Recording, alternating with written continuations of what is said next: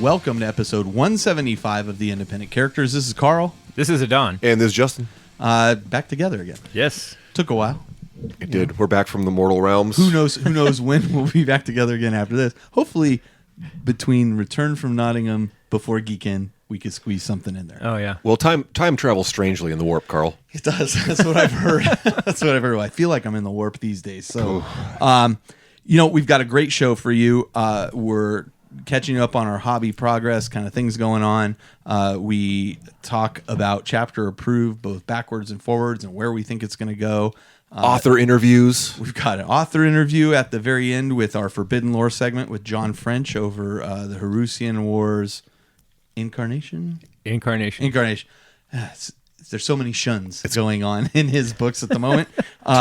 Resurrection, Incarnation. And you'll hear what the third one might be titled in the interview. All right. And then we've got an interview with Architects of Destruction. These guys coming out with awesome, so good role-playing stuff that there's some Zo Mortalis implications there that you could use. And the urban buildings are doing.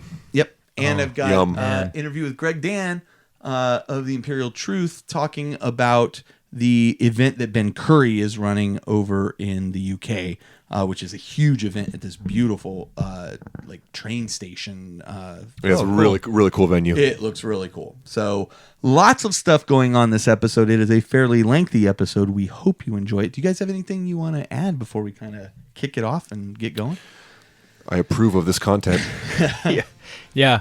I think it's a good chapter. It's been fun, guys. Oh God, I'm shutting you up. All right, here we go. Do it.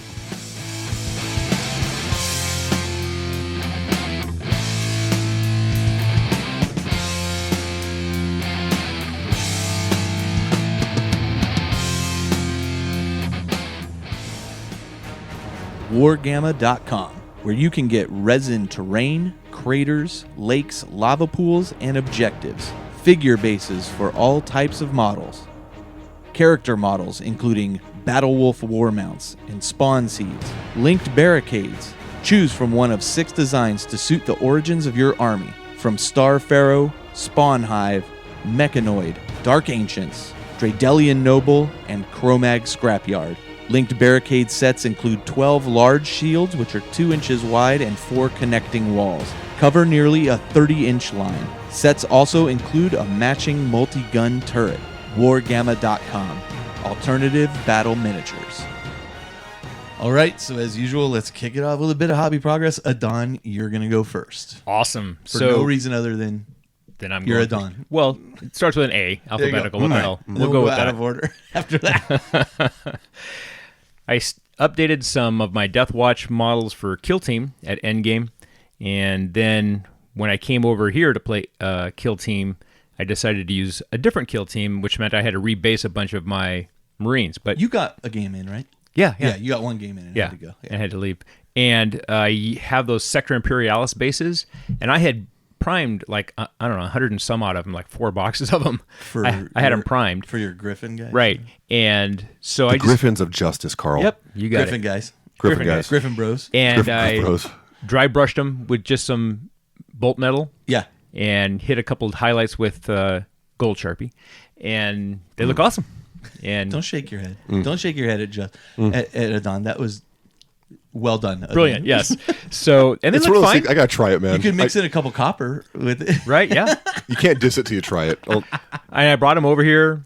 They were based, looked good, so I did that. I had to get my Knight ready to go for CK Studios 103. Yeah. You already got it ready? Yeah, we're airbrushing a Knight. On that. Yeah, I gotta. When is that? That's next weekend. That's next couple 2 weeks. weekends again. Yeah, 2 weekends. I'm in. You're in somewhere. Nottingham. Yeah, at that time. Oh darn. Yep. So Nottingham again. Nottingham. I know. Nottingham. He's in Nottingham. I just like to annoy our UK listeners. And so I have the Knight ready to go. It's actually one that I bought from Josh. Okay. And I realized, I don't have the carapace thing and the little cycle gun and stuff because it's the original Knight kit. So I have a Knight Warden kit, pull the little bits out of that and assemble and prime those extra bits. Cool. I got a slow fuse gaming. Was that Osh primer that you used? Oh, Rest in peace. Osh. Rest in peace. Yes. So they're closing all the Osh stores. I'm sorry all those people are losing Yeah, work. absolutely. I mean, that's obviously the... So Lowe's bought Osh, or Orchard Supply Long time Hardware. ago. A long time ago. Yeah. Lowe's bought Orchard Supply Hardware, and now they've decided to close the Orchard Supply Osh stores. Yeah. I'm not going to be able to say that. Close the Osh stores. A lot of those folks are all trying to get jobs at Lowe's, Yeah. and Lowe's said they're going to try and get them jobs at Lowe's, but they're not going to be able to assimilate them all. No. Anyway, so I went to the local Osh in town, and I bought out all of the Black gray primer, all of the black primer. I bought 2 cans of the red primer, Yeah, I don't know just how because that I wanted works. to try it. And some people on the The white boards, does not work. No, I I'll know tell I you didn't that, buy that, but a guy on the community page said that the red works really, really well. I don't cool. prime that It much looked in like red. a real crimson-y. I mean, just by the cap, it's hard to tell from the primer itself, but it looked like a real crimson red. On So I looked at that. the when I was- picture that the guy posted, it looked like that. The cap looks almost like brick red. So Yeah, I don't right. know. We'll see. Interesting. We'll see what it looks like. But I don't prime that much stuff red, but I just bought it because it may go away. You never know. Yeah. And Aaron said that he heard from an employee there that there's still some product that's going to be coming in. Right. So I'm they're gonna- working through their Right. back. So I'm going to go in tomorrow and see if they have any more stuff and get the rest. Did you go to the Gilroy one? No. Neither have I. So I went to the one out in San Jose. Okay. And I bought like 14 cans of black, but I got home and I was like, oh, because I realized the ones that I bought before were flat black, Right. and the ones that I got were black, and I didn't even realize that. So I don't know if there's a big difference or not, but you know what? I'm sure it sprays the same, and it's Well, amazing. does it say And- primer on it? Yeah, That's the It should be important fine. piece. Yeah. but I never realized I think the I difference. just used the black. Okay, Yeah. so I'm good then. So yeah, I think you'll be fine. Yeah, it should be okay. I got a bunch of gray and stuff. That So I think they looked at me weird, but that's the one. Yeah, Yep. I got and that's great radio, guys. That's good. That's the one. Yep, got- there it is. Black You primer. see everybody? I That's see the it. one. I got 9 or 10 cans, I think, of the black. Everything they had. Yeah. And so yeah, so I did that, and We're doing our best to save the company, right? Maybe, Right, well- maybe they'll pull it back from no, all they the. won't. We'll have it survive on black primer. Yep. I got a slow fuse gaming bag. It's made specifically for painters. Nice. And so it has a tray that's where the dropper bottles fit in. Did you bring it? Excuse me? Did you bring it here? No, no, I I've didn't never bring- seen it. So yeah, I'm it's. I curious to posted see some it. pictures of it. Okay. I found out about it through Kat and Caleb. Oh, cool. They know the guy who owns Slow Fuse Gaming. Good old And- Jason Craze, my boy from back. He was Oh, the is old, that right? Yeah, he was the old Games Workshop business manager when I was. when I Oh, was that's there, right. so That's right. Yeah, yeah, yeah. That's why we were all homie buddy Well, at in fact, Adepticon. I think I was gonna say, Carl, that were was you the with guy me? behind the. Yep. Oh, okay. Yep. Got yeah, it. we stand were up lad. Super we were good watching painter. him. Yeah, we were yeah. watching him condition brushes and stuff at Yeah. Adepticon. Yeah. yeah. Seemed like a cool dude. Yeah, I got to get that brush soap. I've heard Yeah. really good things about Oh, that so stuff. have I. Good. I got some. Yeah, and so the lower levels, I sectioned out so I could put my airbrushes in it. Yeah. So I might use it that way for the In case you want to airbrush on the train. Well, no, for taking it to the class and stuff. Oh. So I don't know. I'm gonna try with that. Plus, it's it's a bag that carries foam. I had to get one. I have all the other ones. I have all the other ones. I still got to make that. I I, got saw- to make that trip to your house, man. I got to see this I saw pyramid. that You should take Felder a was. picture of that room, dude. I have. I've taken a couple pictures. And show. I don't remember seeing all your foam. I just remember seeing all your organizational shenanigans. Right, exactly. So yeah, because I saw that Felder was having a sale. So I thought, oh, maybe I'll buy some more foam. But no, I didn't. Titanicus. Yep. Got my Titanicus master set. Yep. One of the 4 that Endgame was able to get their hands on. Got mine. That was awesome. The thing, when it came in, I was there for a gaming event and I realized it didn't fit in my KR backpack. So, No, okay, it's guys, big. I'll be back with my car because Yeah. I could not fit it in the backpack. Have you assembled anything from it yet? No, I have not assembled anything. My from it. Warlord is all but the plates assembled, and I've assembled one of the Knights. Knights go together really cool. Like, it's actually really cool how they go together. So, Now, would you recommend painting the knights, any of the stuff in sub-assemblies at all? for the Knights, I'm not going to bother. I'll just block off areas that I'm going to spray with the airbrush. Uh-huh. But for the Warlord, I would definitely say leave the armor plates off. Right. So And I'm looking at one of the knights. So the knights you don't need to magnetize at all. no, It's only one option. The sprue builds 3 of the Knights, Uh-huh. and that's it. Like, those are all the options you get on those. Oh, Like, okay. each Knight Are they different armaments or are they the same? one Knight has this armament. You only Okay. have enough to have one Knight with one armament, one Knight with another. Okay, armament. they don't give you They all multiples. have a sword and Cannon thing. a different The type of Reaper battle cannon different. or whatever. yeah. One is a Reaper. One is the Melta one. I don't remember what the other. Oh, one okay. So they all have the chain sword and then a different gun. Yeah. Okay. Like you can't equip all of them with the same gun. Right. Right. So, but you would just buy another sprue of them to do so. Right. And honestly, they're not. I think they're fairly reasonably priced. The knights are fairly reasonably priced. It's cool to see them already expanding on it too. They have the Warhound and the Warlord. Excuse me, the Reaver. Reaver. Yeah. Just pre-ordered today, so I gotta go pre-order 2 of those. I don't. The thing is, I'm not sure how many I need. Right? Yeah, so that's the thing. I'm going to wait and kind of see what the lists look like. Play it Yeah, once, exactly. Because I haven't even played it yet. Right. But the detail on them is it's amazing. Yeah. And I know some people are complaining about. They're saying, "Well, why does it have to be this detailed at this level?" I'm like, why wouldn't? Yeah, why not? Did somebody really complain about that? Several people have complained. People complain it's too detailed. People complain. Why does it have to be in so many components that you build it? Okay, random rant. My ice cream, my free ice cream's too cold. Yeah, let's just move on. I think they're fantastic. Yeah, they're cool. My favorite was like I gotta say this. Go ahead. I read a comment about like the amazing new orc stuff coming out. The trikes and all this. Yeah. And it's like something about the head. Like orcs don't wear helmets when they ride a bike, and I'm like, put a different head on it. Like what are we talking about the here? Guy is, why is it yellow? Because you don't have to use yellow. What the hell? Why dude? not? You know, and why not? Because it's a racing game. And so you but guys see, don't there one we guy go from the again, other. guys. We're being positive. We're being Games Workshop sycophants. Well, here's the thing with that yellow, right? And this is a point in why GW is showing you Bad yellow moons. is because it shows Pops. the detail work better. Yeah. Yep. It allows you to see the model. They also have a red one up there. Yep. But the whole point is that you can get a better view of the model with these colors. Sure. Yeah. It's like the same thing when all the Nurgle Death Guard stuff came out. Right. And here's these amazing sculpts, and everybody's like, God, why do they paint them so clean? It's like, paint them dirty. Yeah. So you paint them dirty. That's right. You know, it doesn't, what they're doing doesn't Deep have breaths, to be deep what you breaths. do. It's okay. You know, you do you. You do you. That's exactly. That's one of my favorite phrases. Yes. So, and then I finished a bunch of Black Library stuff. First Heretic, The Long Night, The Heart of the Conqueror. Oh, quite a bit. Goodness. And you're finishing up Horus. And I'm finishing up Horusian War's Incarnation in the car.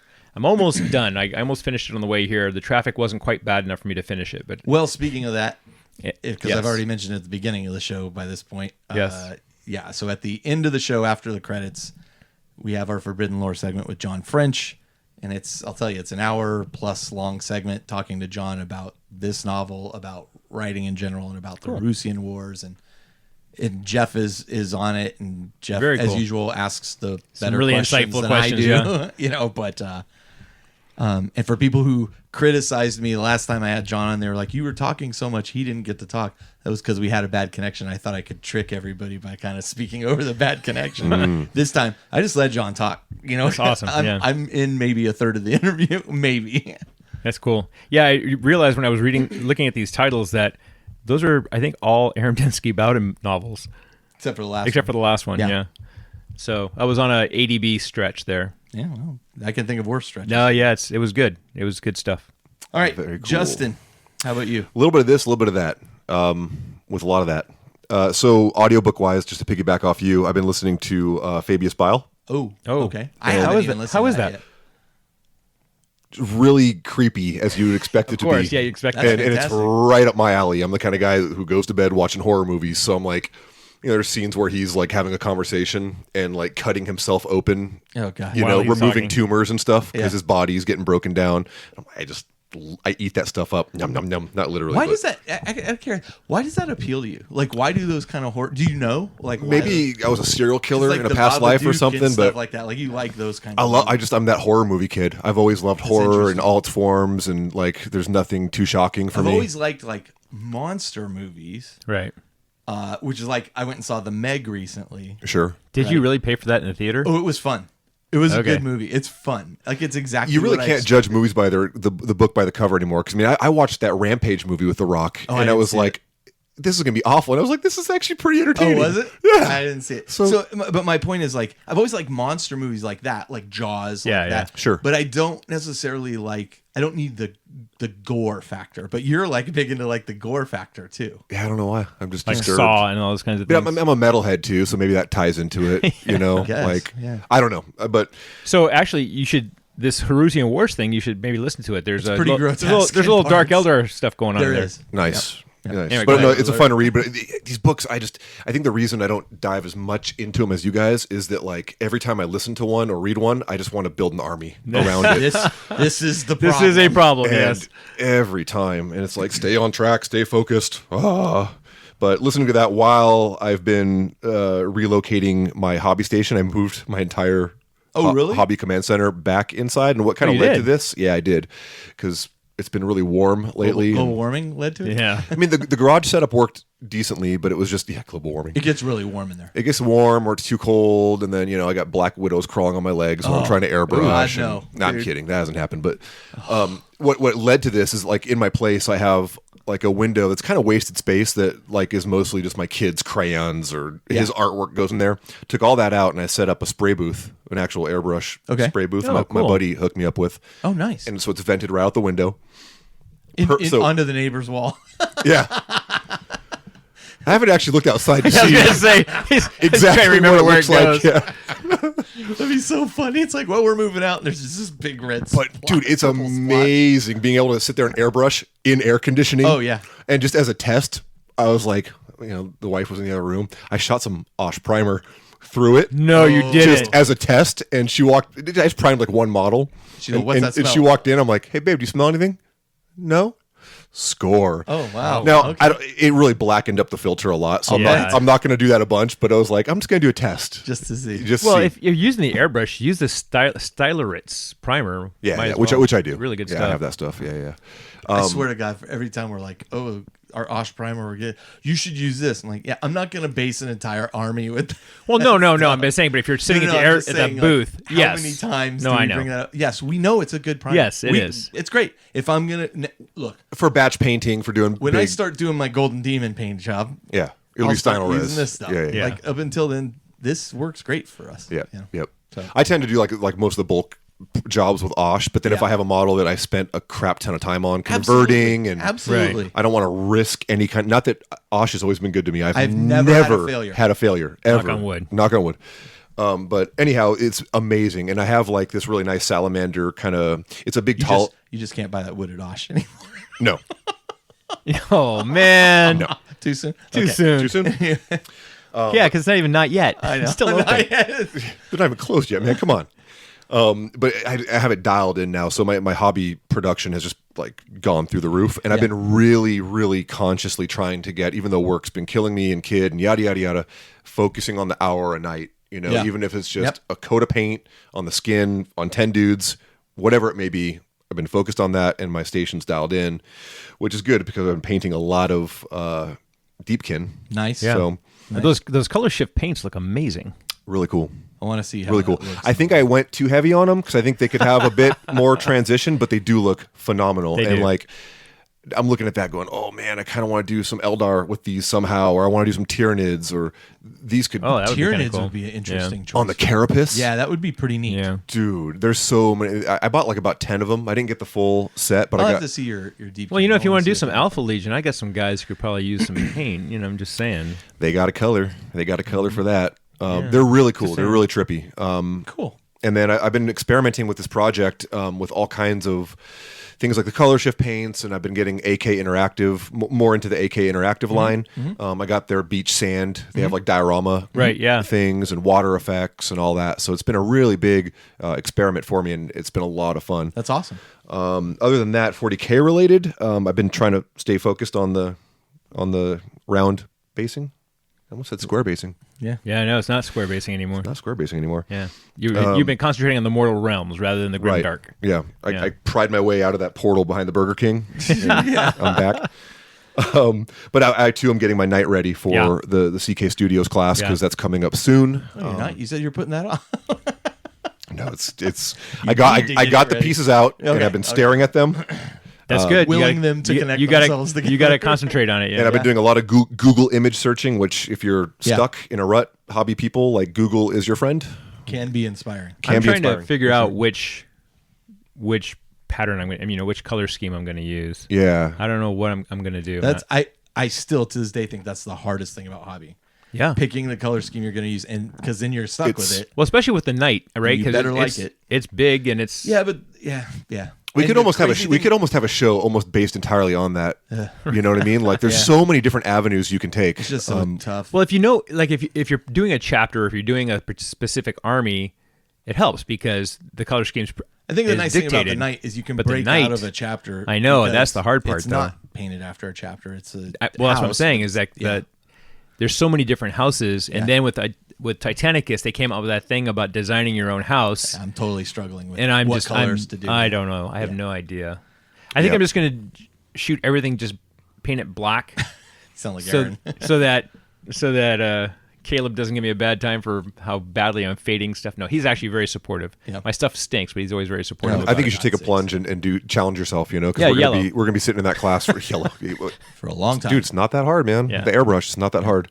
I think I'm leaning towards Iron Warriors so I can focus on like how to tape things off properly, and you know what I mean, like because I was thinking the hazard stripe stuff. Yeah, I was thinking about doing some crazy Slanesh Knight and doing this big conversion, and but I want the class to be more focused on like technique more than what color do I pick? Specific unique knight. Yeah. Yep. Yeah. So I think I'm going to do Iron Warriors. Well, I'll be interested to see your freehand too because you're a pretty creative guy.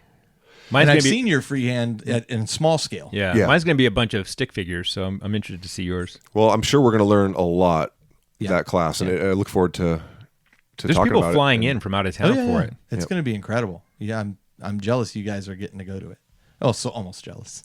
Yeah. CK Studios for the win. Yes, is that it for That's you? me, man. All right, so for me, so I was promoted recently at work. And Woohoo, nice congratulations, man. Along with the promotion comes a lot more work. So that's been kind of...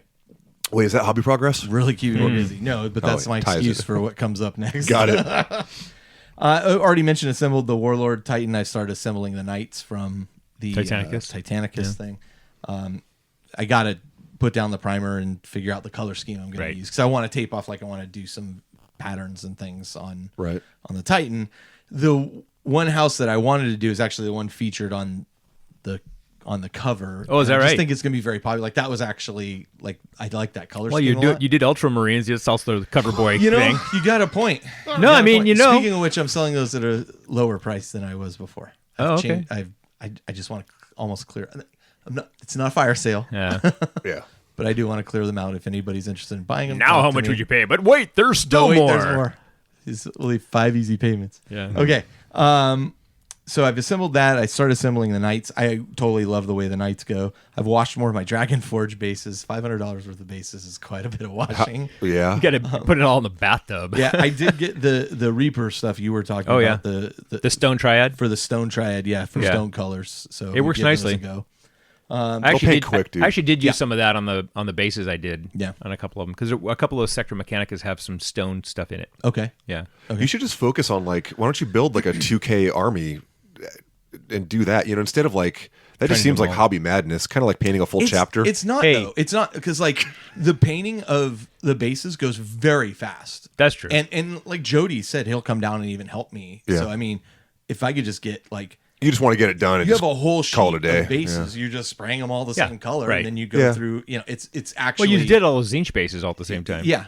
I mean, it goes. I guess my point is like the end game to like. I mean, you want to get it done, yes, but is it like to play a big apocalypse game with the entire thing all done all at once? You know what I mean? I don't know that anybody else could have that many points of apocalypse except maybe Adan.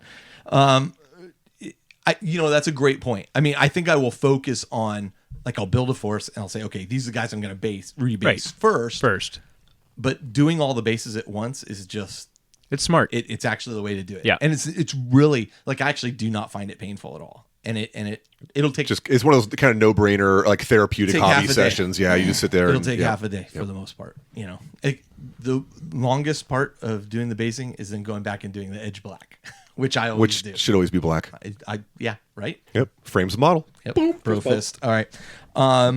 So also Dave Paints. I had here Dave Paints has made a ton of progress on my Zeech Demons. Yes, he has. He's finished. It's been fun to follow his hobby progress. Yeah. You like that? Yeah. Okay. I just sent him the money for that hobby progress. So I'm going to claim that. Yeah, sure. They're going to look great with my Thousand Suns that I also did not paint. It is. It's looking phenomenal. Sometimes if you don't have the time, Yeah.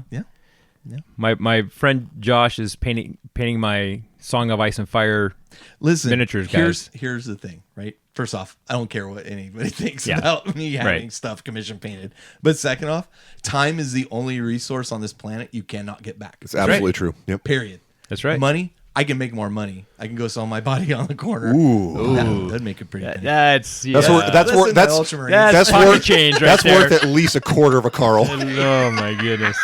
Or a quarter. Or yeah. Anyway, but I mean, you can always, as blasé as this sounds, get past that. you can always make more money. Right. You can never get back more time. It's very true. And right now, my time is a premium. Yeah. Time with family. My kid is in their last year of school. They're getting ready to take off college soon. Do you?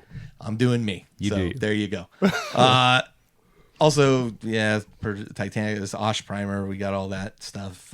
So between us, I bought like 14 cans. How many did you buy? I got total. Yeah. I want to say it was like 17. Oh Jesus.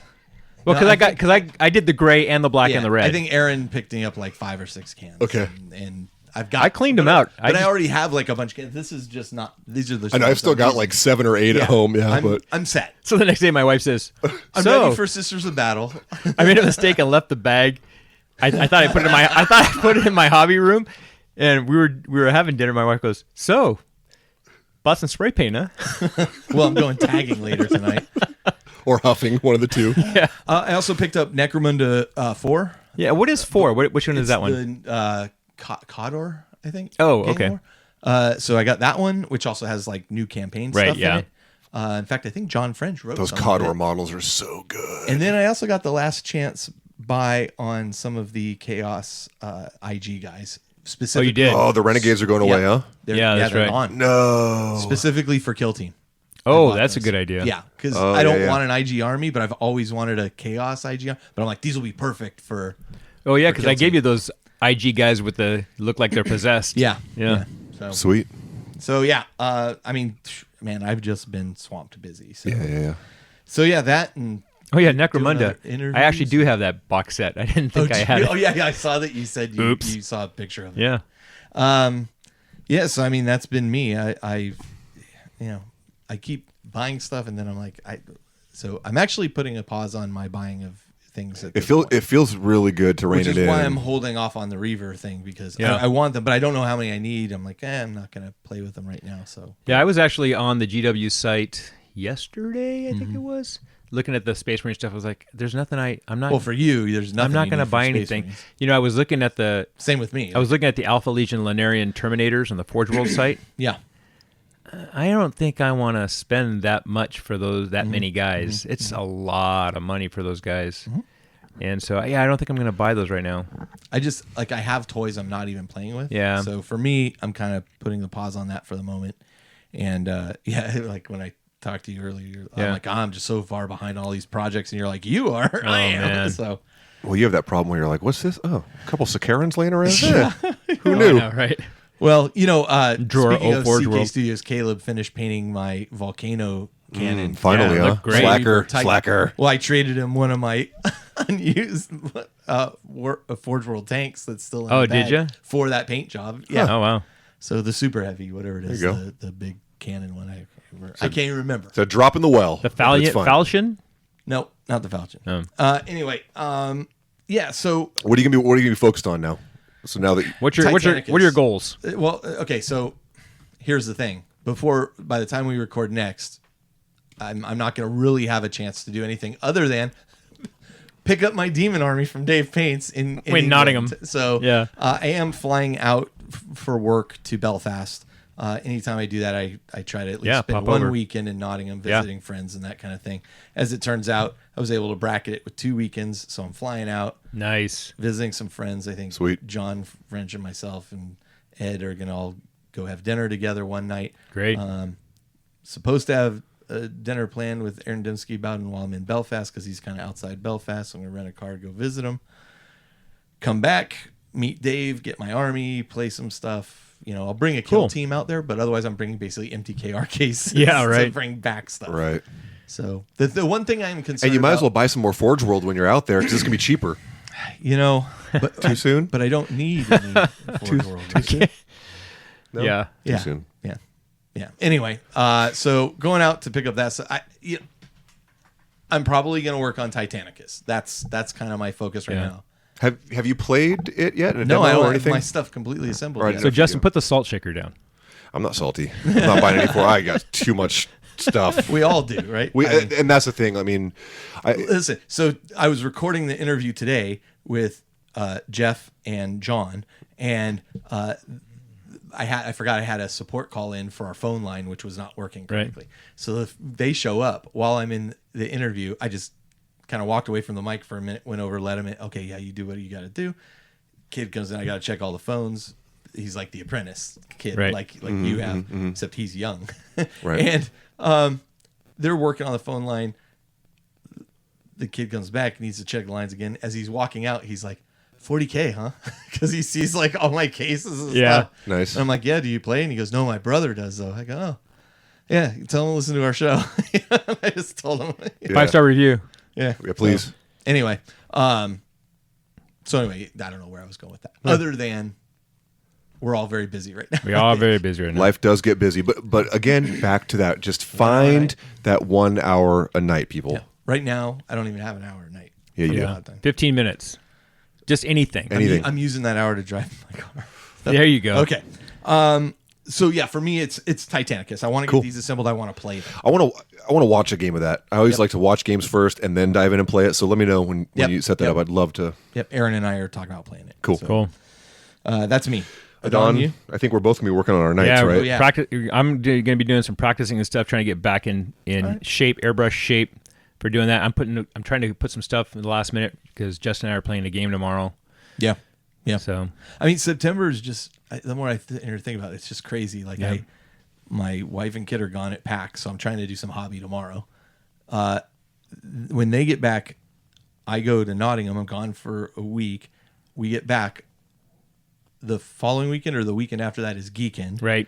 So we're all playing board games that whole weekend or for 3 days. Yeah, the weekend after the CK classes. Yeah. Weekend. Yeah. So I mean, it's like almost every day of my week of my month is booked for September. So I don't even know. We'll find a time. I'm working the Ren Fair that month too. But you know what? Like that's what makes our hobby so awesome, though. Too is we always can step away and come back. Well, yeah, we always talk about like hobby progress, but playing games and you know what I mean, like face to face. That's the hobby. So that's going to be your progress. There's nothing part wrong of the with hobby. that. For some people, they never play a game; they only like to paint. Yeah, but the first time I put too. down the podcast was effectively because I was like, I don't even get time to play because of all the podcast prep stuff. Right. So yeah. Anyway, Justin, you Adan. Just night. Okay. Night and deep. Night. Let's talk games played real quick. Adan, why don't you go ahead and start? So I had a kill team day. You had a kill team day because we were welcoming Ian to the area. Ian is the individual I met and played at Adepticon this year, whose friend Austin hung out with us while we played, and then Austin, who you've now heard on 2 episodes, moved out here. Has moved out here, and so Ian came out to visit him. Right. So we threw a day to play games. And I got a chance to play with the guest of honor, which was awesome. Played some kill team. I used a Space Marine army for that, and so I didn't get all the little rules together right. There was stuff that I missed and stuff, but it was good. We had a good time. The terrain in those kits is amazing, and I thought that it looks better. It looks better painted, though. I found, but I agree. You're gonna say that. It really you is. just made Brian very happy that you brought that up. Yeah. No, it was fun though, and then we also are doing a kill team. We kind of like an intro league at Endgame. Right after it came out. I've seen that, yeah. We started doing it. We're playing every other week as kind of the quote-unquote official nights where we actually reserve tables. But the guys have been playing just on their own, just play. And I'm super excited because they are bringing out the organized play kit in October for Kill Team. They just announced it. Really? Endgame confirmed they're going to get it. Do we know what it is? Yeah, it's got a bunch of cool stuff. So it has like themed dice. It's got these cool objective markers you can win depending on how you do. There's these big medals you can win every month. Wow. There's a bunch of stuff that comes with it. They just did a preview thing on the Warhammer community site. So if you haven't got a chance, go look at that. And it looks like a pretty neat kit. And the store, I confirm the store is picking it up. So we're going to do that starting in October. But it's intended for the store to have. For the store. You can't buy it as an individual. Got it. You have to. In fact, there was a lot of people who were saying, hey, but we don't have a store near us. We game in a club. Right. right? And so the community team was like, "Oh, we got to check into that." But it's intended for retailers. Yeah, it's intended for retailers. And I was supposed to go to the Citadel last Sunday at their grand opening and work. But no, because when I fly for free, it's on standby. Right. The flight was full. Yeah. We that morning was like, oh, there's 0 seats available. I'm not going to get on that flight. That's too bad. That Citadel looks really cool. It looked really cool. Yeah. There was a huge line to get in there. I saw the. Yeah, but I wasn't going to even cool. arrive until like 12:30, so the line would have died down by then on Sunday. But yeah, I'm kind of bummed because I bought some Forge World and had it shipped there for the opening. No, you can get out there though at any time, really, for you. Yeah, well, there's a Victory Green is going to send me some stuff. Go pick up the stuff and send it to me that nice. I had sent over there. I was going to say in October we're going out there for the race. So. Oh, that's right. Yeah. Yeah. Well, except that's Austin, not Dallas. Yeah, but it's like a 2-hour drive. Yeah, well, He's taking the Porsche. He'll be fine. No. Yeah. Trying to cross country. Too many months. Cool. Yeah. So that's you for games played for 40K. Yeah. Okay. Justin. Got a couple games in over the last few weeks. I've been mostly head down on the painting table, trying to really stay focused on the hobby. But Christoph actually surfaced like the submarine. Wow. That he is. Bloop, bloop, bloop. The French submarine. Yeah. So he came out. That hurts. Came out and brought me some French whiskey because he went back to France. Okay. To see his family, and he brought me some whiskey from his town. Oh, interesting. So that was not as good as ours, but it was. But it was French. Stick to making wine and cheese. You'll be fine. Oh no, I'm kidding. It was actually really good. Mm-hmm. Anytime someone says "just kidding," Mm-hmm. But we played a game. Live it. 2K. So I've been playing more ITC games. Okay. Lately, just to kind of like familiarize myself with that because I want to start going to more tournaments and actually finishing them. That's my 1 year goal is to finish tournament. And I really like the ITC format now. It's very simple. It's like very intuitive. It's just like capture objectives, kill stuff. It's very, very simple. But he brought his Blood Angels and Grey Knights Alliance. Had he been playing 8th edition at all? He's had a few games, and it was funny because like he's playing with an old buddy of his that they used to play quite a bit. And then as we're playing the game, he's like, "Oh wait, that's how that works." Like morale, they're still doing like old morale rules. And then, oh wow! So it's very much like okay, no, almost learning game. Yeah. I mean, not completely, but there was a couple crucial things where it was like, yeah, that's not how that works anymore. That was a couple of that was like 2 editions ago. That was a couple of my Kill Team games though. Me too. It was like, oh, I have been doing this incorrectly. Right. Shoot, Right. So, but it was a learning game for him. My damn Dark Eldar, just that army book is so good. Even if I try to make a friendly list, that thing is just so powerful. But it was a fun learning game, and he learned that He learned that Dark Eldar are tough. Well, he also learned too that I think in this edition, man, you have to have board control. You have to have bodies on the table, and if that means bringing the damn cheesy Imperial Guard battalion or whatever the hell it is, you need bodies. Just to prevent deep striking, missions, I don't advocate or even scouts. If you want to stay Marines, take a bunch of scouts. This is a good point. That is the same thing. I posted Nick Nanavani's list for Nova Open, I saw that. And we were talking. There was a discussion about that, and it's exactly what you just said, Carl. Is that it's all about the mission, right? The list that you bring has context, right? Yep. So for the ITC missions, you're right. There's a lot of objectives. You got to get bodies on those objectives, Absolutely. right? If it's a different type of game, a different kind of list is going to be the optimal thing. And so you can't say, "Oh, that's a good list," well, or this that's is a bad list because it's got to be in context. List, right? I mean, this is why that's. Does it exist? I don't know. I don't know. Listen, but see, again, I don't know enough about competitive 40K at this point to even tell you. Well, I'm just saying that the list has to exist within a context. Yeah, I agree. A list that's good at Nova may not be good at Adepticon if they're playing different missions, right? But see, I have some pushback on that because I think that competitive, you could still have a competitive army, but not be a butthead. You know what I mean? You can still have I'm not quote unquote powerful army that functions on the tabletop and does. I don't think that's a. That's not what I'm saying. I'm just saying that the type. I'm sorry. Go ahead. No, I was just gonna say build your list to the criteria.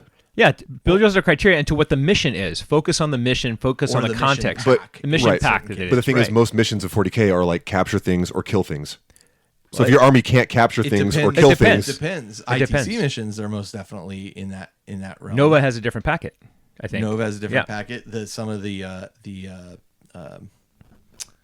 open war missions are Right. very, very different, and you Right. can have unique modifiers. But also fundamentally, like, and I'm not trying to be argumentative here. No. I totally get what you're saying. Fundamentally, though, in 40K, like, we play an edition where you need screening troops. Yeah. Like, you Oh, need yeah, screening screening troops, yes. Not gonna You say need don't. board control. So that was kind of like what he learned. His takeaway from that game was like, I need more I bodies. do not disagree with you there. I Right. absolutely do not disagree. So, Heck, I mean, that's why I have Zangors with my Thousand Suns, That's right? exactly right. Right? Yep.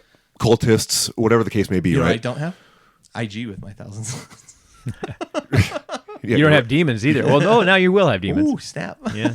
just 120 cultists led by Abaddon. There you go.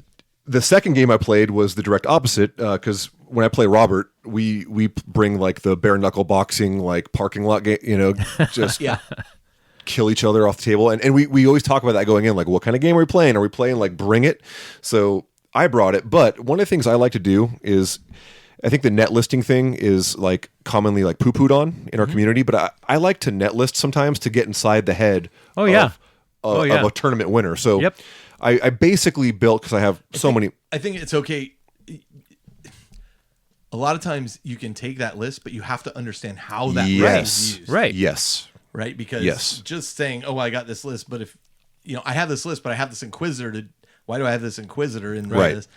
Again, I'm No, you're marketing absolutely back. spot on. If I'm like, well, my Inquisitor charged these, corn demons and Yeah. got slaughtered, so that's kind of stupid. Why does he have the, Yeah, well, that's not why he's clearly you there. don't That's not understand his why role, he's yeah. there, right? Right. Yeah, I think it's good just to kind of get inside people's heads that are Yeah. clearly winning these tournaments. So that's what I did, because I saw Scary from the Scardcast. He won a big Canadian tournament recently with Drukari, pure Drukari, no Eldar allies, And he no. apologized for winning because he's Canadian.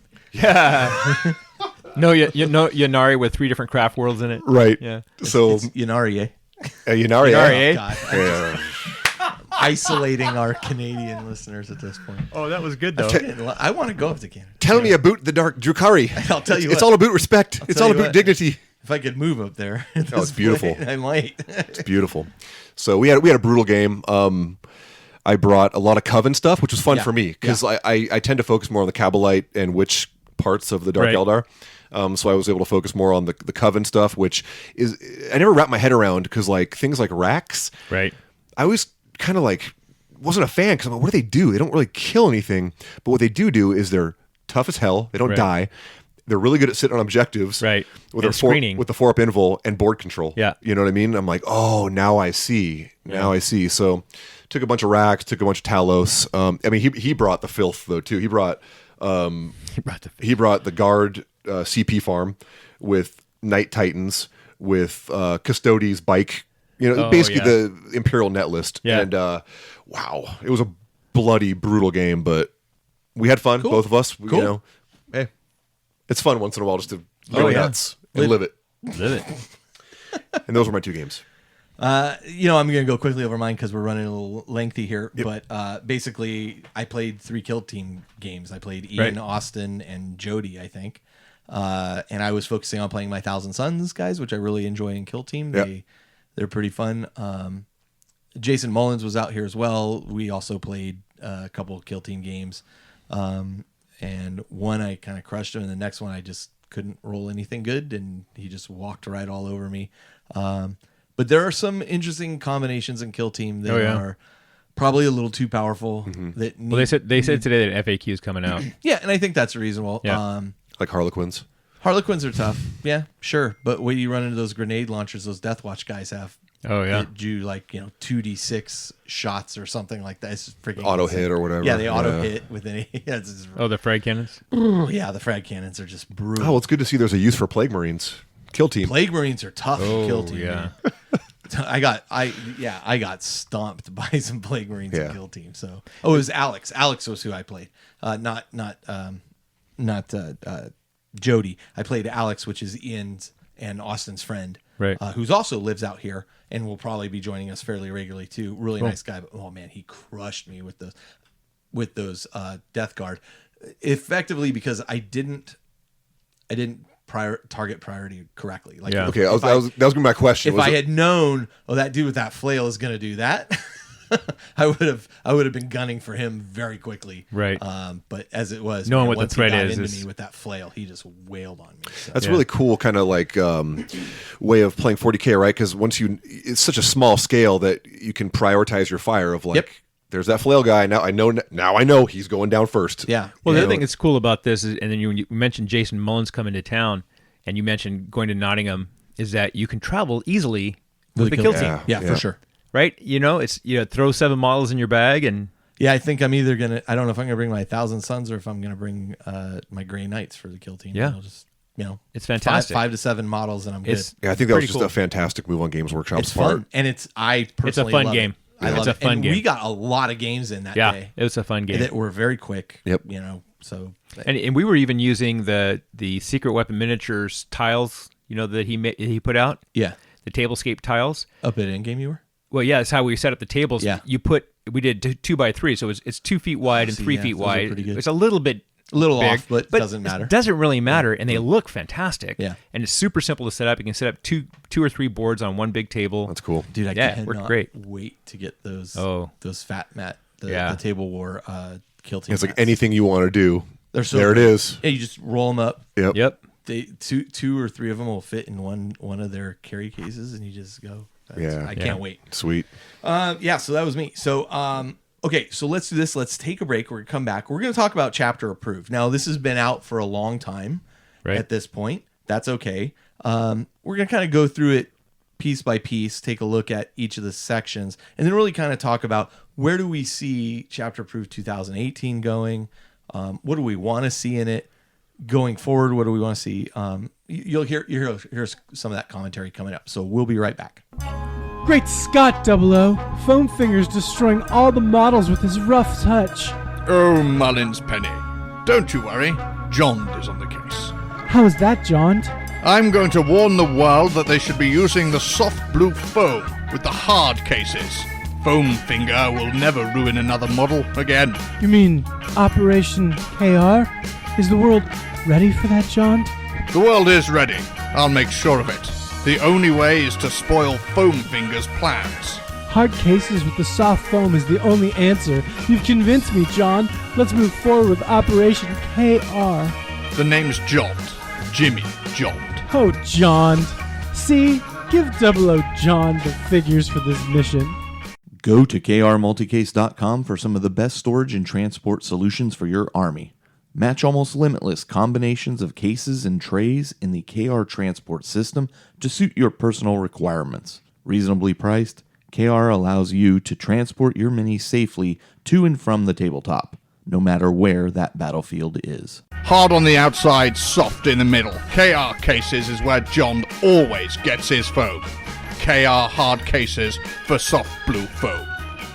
All right, we're back, and we are talking Chapter Approved 2017 edition right now.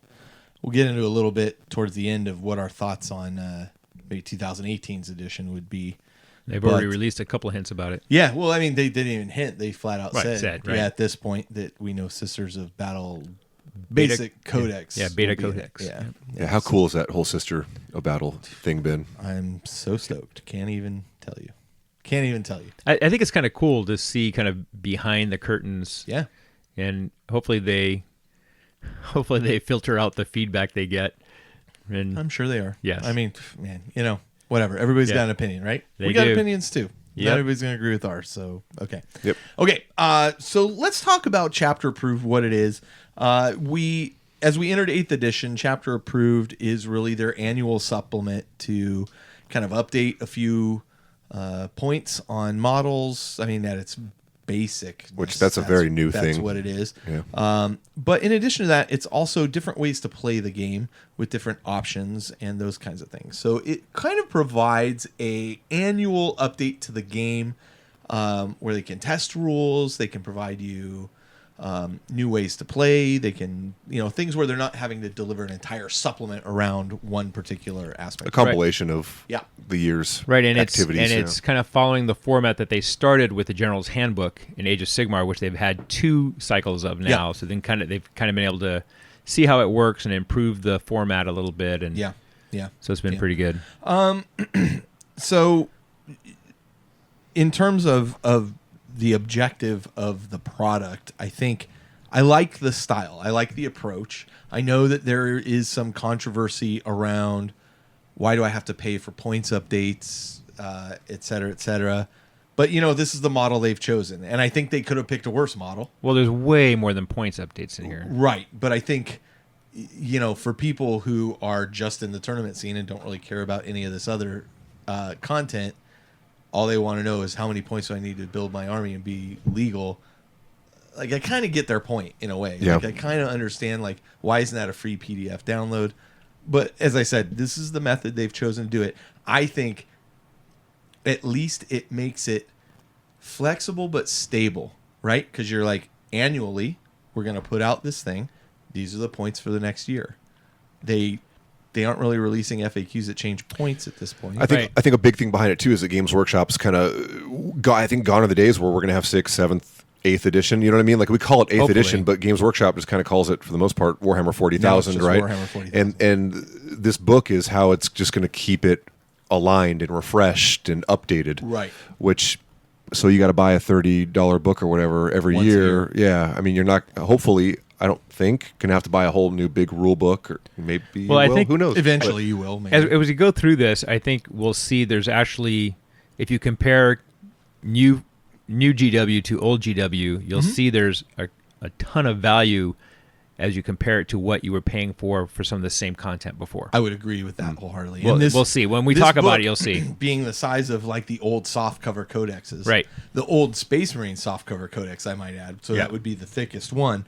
Comes in at $30. Those used to cost you $50. Black and white, by the way. Yeah. Like the production quality in this is way higher than It's 128 pages. what we used to pay. Yeah. That was the Space Marine codex Yeah. at that time. So, I mean, so this is what we're dealing with, for better or for worse. I tend to actually like the packaged approach that they're Yeah. doing. It works for me. But so let's talk about it. The first components of this really talk about the different styles of play, from open play, narrative play, and then Match play. obviously match play. Right. In the open play section, the first thing they address is apocalypse level games. Right. What are your kind of thoughts around this, Adan?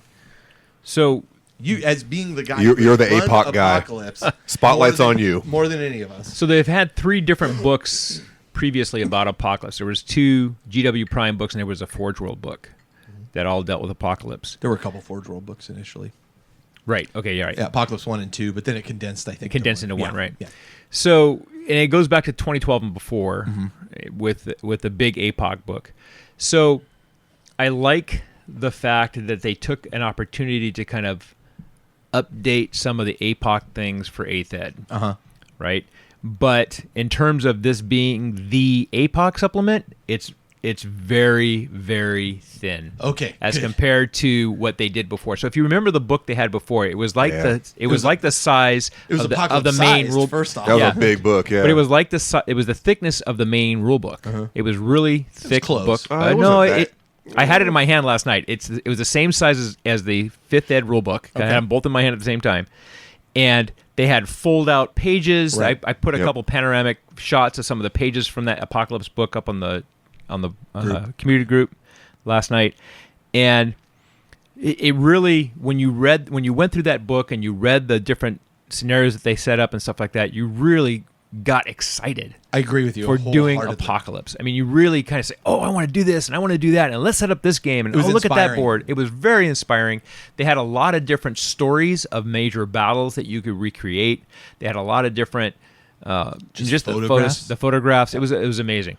It seems like this focuses more on like tips and tricks to Just like to play. how well, to this is just the fundamentally basics. run This the is- darn thing, This is right? just the basics of how to Yeah. play an Apocalypse game, which is fine. And necessary, I'd say, for 8th edition, right? We switched editions here. Yes. Now, having said that, the what they put in there, the names of the scenarios are almost exactly the same. They only give you 3 scenarios, where Yep. before there were 6. The way that they updated them is just by talking about power levels opposed to points, Yep. which is what you would expect. Most But- certainly with Apocalypse, that's what I would Yeah. say. So I didn't really feel like it felt very half-hearted to me, the Apocalypse section. This is just me. No. I am completely in agreement with you. Because one of the things that I really liked, again, about Apocalypse is supposed to be narrative. They call it open play, but it's all about telling the story. In the old books, there was condition tables, there was catastrophe tables, there was different worlds had different things that could happen. Yep. And none of that is here. Right. None of that is here. This is very bare bones, just kind of, hey, Apocalypse is how you play big games. Here's what it looks like. Right. Use power levels, set your time limits. So, I mean, this leads kind of to my next question, which is, okay, since this was included in here, I almost felt like it was kind of, I don't want to say a teaser, but like, there's nothing preventing them from releasing an entire apocalypse book again, or apocalypse supplement. Yeah. I don't know that this is what they're seeing as the end vision of what apocalypse. More kind of like a get you by kind of. Yeah, if you look at it, a lot of the rules in here are get you by rules. Yeah. Oh, yeah. true. Yeah. I think, and when we get to the end and we talk about it at the end, I have some thoughts about that specifically. Okay. Because when you look at things like Damnos and Pandarax and things like that, they came out with the prior Apocalypse books, Yeah. which were beautiful, beautiful books. Again, you were paying a ton of money for all this content that was very specific and narrow. Yeah. Right? If you didn't have Necrons and Marines, you were not playing Right. Damnos. So I think that when we get to the end, I'll talk about that as it relates to chapter approved. But in terms of just this section alone, the open play Apocalypse section, it was very thin. I was disappointed with the fact that they only had 3 of the 6 scenarios. They didn't really change them that much. It wasn't. It felt very kind of Sure. It didn't feel very good. So then I guess the counter argument to that, and again, I'm just playing devil's advocate here, is, okay, so we have 128 pages in chapter approved. Right. How much of all the content that we're going to deliver do we commit to Apocalypse? Right. We have a lot of things we want to do. Well, here's the thing, and I was going to say this at the end, but I'll say it now. I'm not upset by it because when they said, hey, we're releasing 8th edition, and within a year, every single codex is going to be updated.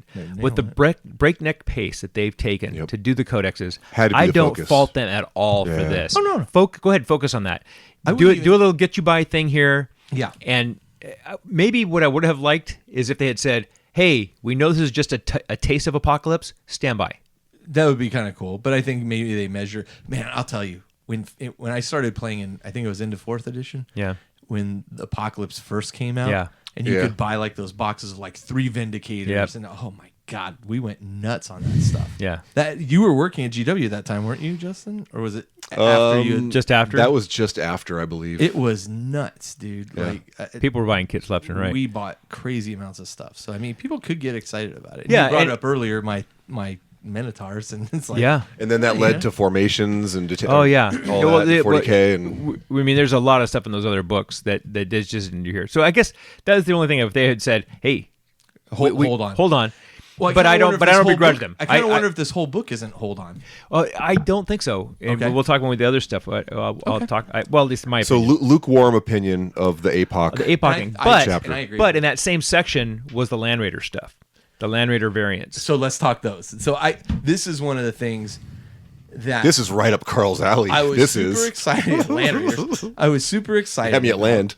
And it's cool. There's no doubt about it. I would have to kit bash some of these Land Raiders. Sure. To make these things, which That's is the whole cool. point. Yeah. I was a little concerned that are these going to stick around? I mean, these are experimental. Do I want to spend? That's a slippery slope. Yeah. Yeah. And because then I wind up with some Land Raider terminus that I can't ever use. Open But you're like the open narrative gamer, Carl. This is right up your alley. You should have been right on that. I agree with you. I'd play against it. I want to see. It's terrible. It sounds. I want to see more of it. To be honest with you. Sure. Well, this reminded me of the old VDR stuff, the vehicle design rules that was in chapter approved, and I love this kind of stuff. I'm not. I didn't. And thank you, Devo Van, for reminding me what chapter approved it was in. He posted the picture of it, and I think you have it here on the table. Yeah, maybe. I think that's what it is. But the VDR, the vehicle design rules, it was very similar to this, but you could actually kind of like plug and play. Yeah. And you can make your own points and your own weapons. I would love. and We'll kit talk about bash what your we own want to see. stuff. Yeah, it was such a good idea. Like Yeah. for converters and modelers and Yeah, stuff. yeah. They talked so about cool. the deodorant can. Oh well, yeah, vehicles. that's Yeah. where it started. I yeah. wouldn't Yeah. I wouldn't mind seeing them do it with other vehicles too. Right. And not just Imperial vehicles. Like I'd like to Right. see Yeah. some- Yeah. I mean, that's a big ask. I get it. right. You know, a but little again, bit it's at a like time. this But is like the toe in the ideas, this is like toe in the water, right? concept wise, Right. very cool. Very Yeah. cool. Yep. Maybe, for me, when I look at that, I was like, stay focused, stay on those codexes, Right. stay on target. I do have stay on extra target. land raiders. I actually have 2 extra unassembled land raiders. One is, well, to be fair, one is the one that you could only get at Forge World up until Right. Nova just happened. So. Right. Okay, so vehicle design rules. I think thumbs up. We like the direction. I like the idea of that, yeah. of where that's going. Then it moves into narrative play. Yes. Adan, want to take kind of, you said this. Yeah. So harkens this, back. this goes back to. So there was a bunch of different releases. 2006, Andy Hoare wrote the Cities of Death book.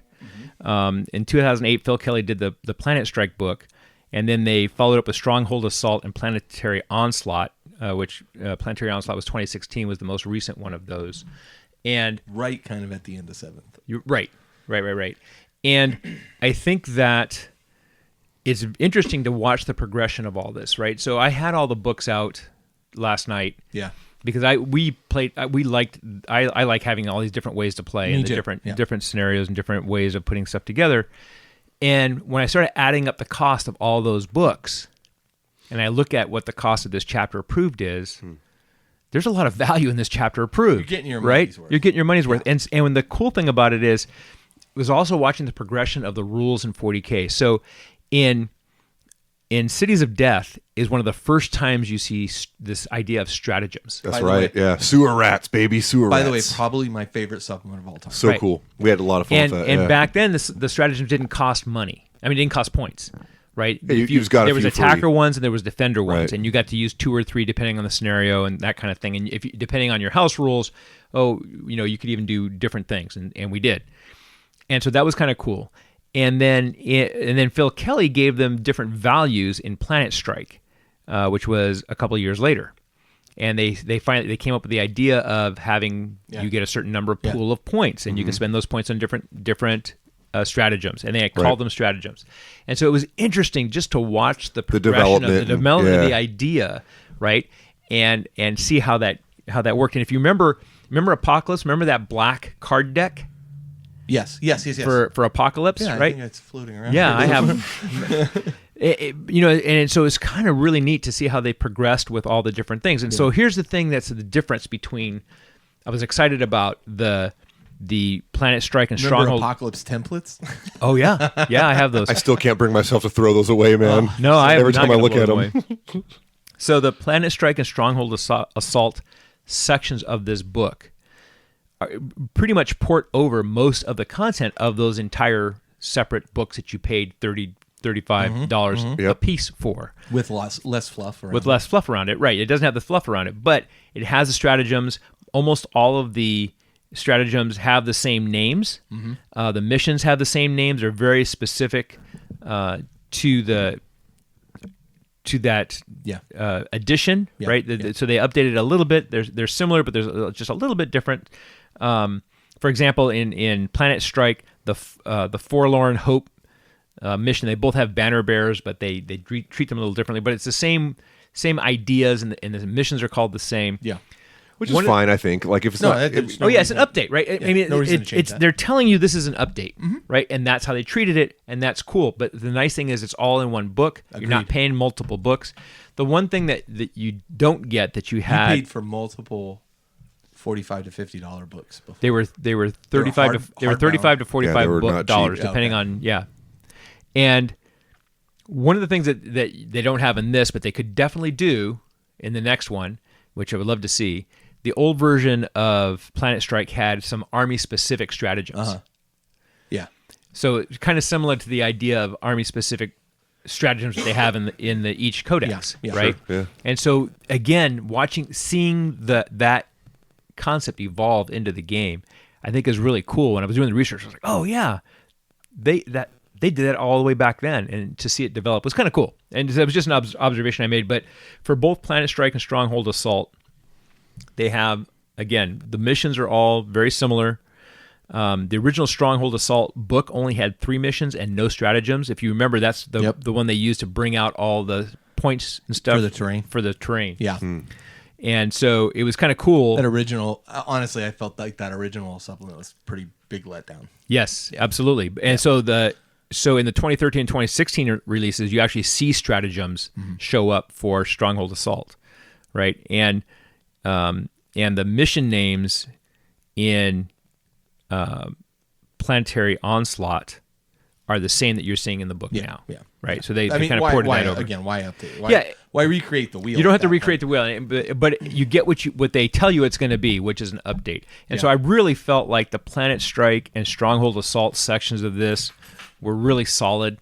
They did what they were supposed to do. Yeah. I think we've always been a fan of just different ways to play. Yeah. And I mean, that's what the show is kind of based around. Right. And, it just gives you other ways to play. I've always run into trouble with Planet Strike in particular on how things were scored, and it was not my favorite supplement even from the get-go. I always felt like it was so weird that there was no mandatory, like, you must have this much of your army as the defender on the board. Yeah, not even that. It was just like, it's too easy to drop in and just melt a nuke, your objectives. And yeah, they updated some of that in the later release. And it's what we found is it's super easy to house roll. Yeah, it's super easy to house roll. And so we just did that, and it was fun. I mean, we've used it repeatedly. Again, I mean, it builds a foundation, much like the Apocalypse thing. It just gives you kind of a foundation on what to do. Yep. It is narrative play ultimately, so you can do whatever the heck you exactly want to right. do. Yeah. Okay. And then there's linear campaign discussion in here, which I think was kind of light-handed. The linear campaign is almost exactly a port over from Planetary Onslaught, which is what you would expect. It's an update, which is, I mean, they're not telling you it's new content. They're telling you it's an update, and that's fine. The thing that's missing from the linear campaign is Cities of Death. Yep. So if you notice, Cities of Death doesn't exist at all in any of this stuff. I wonder if because of Kill Team. Right.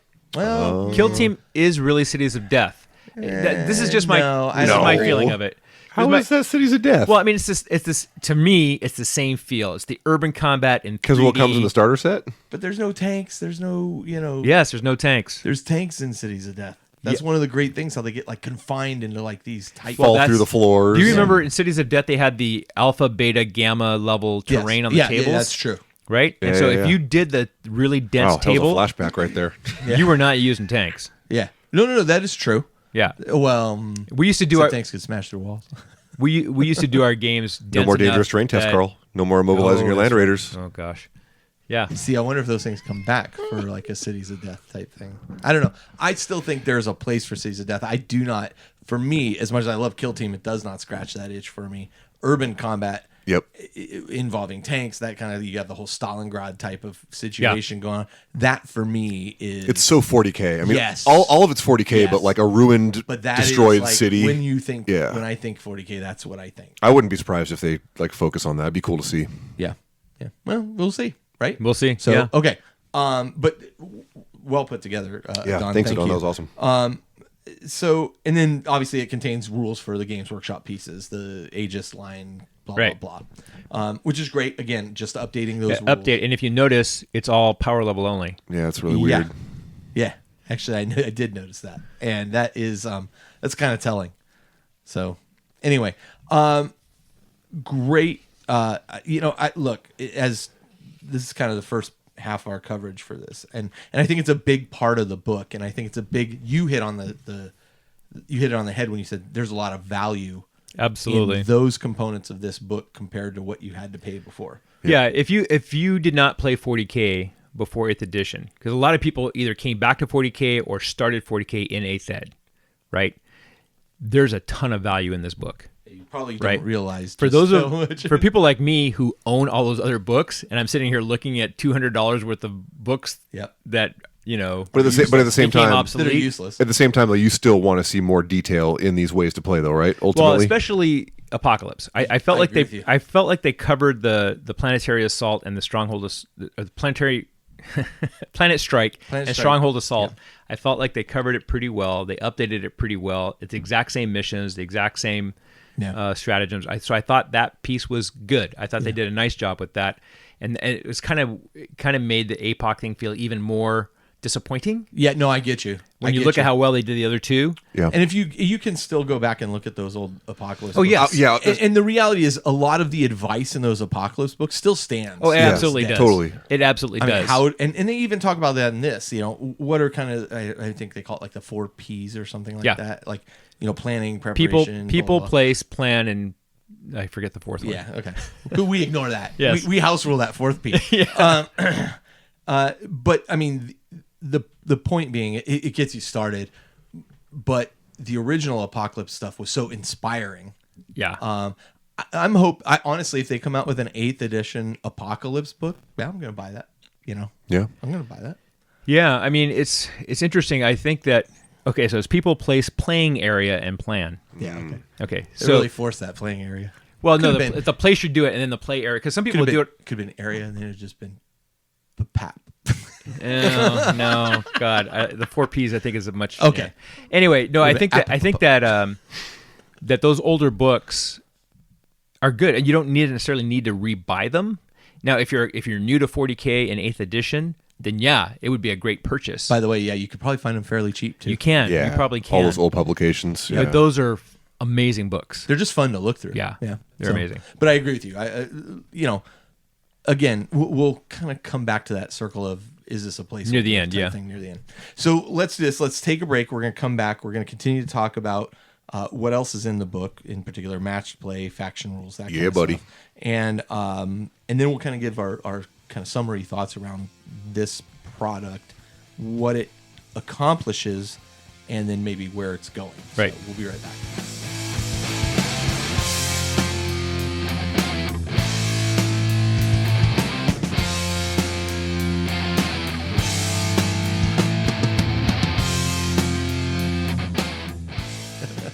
All right, we're back, and we'll keep that Yeah. part edited out. Okay, Please.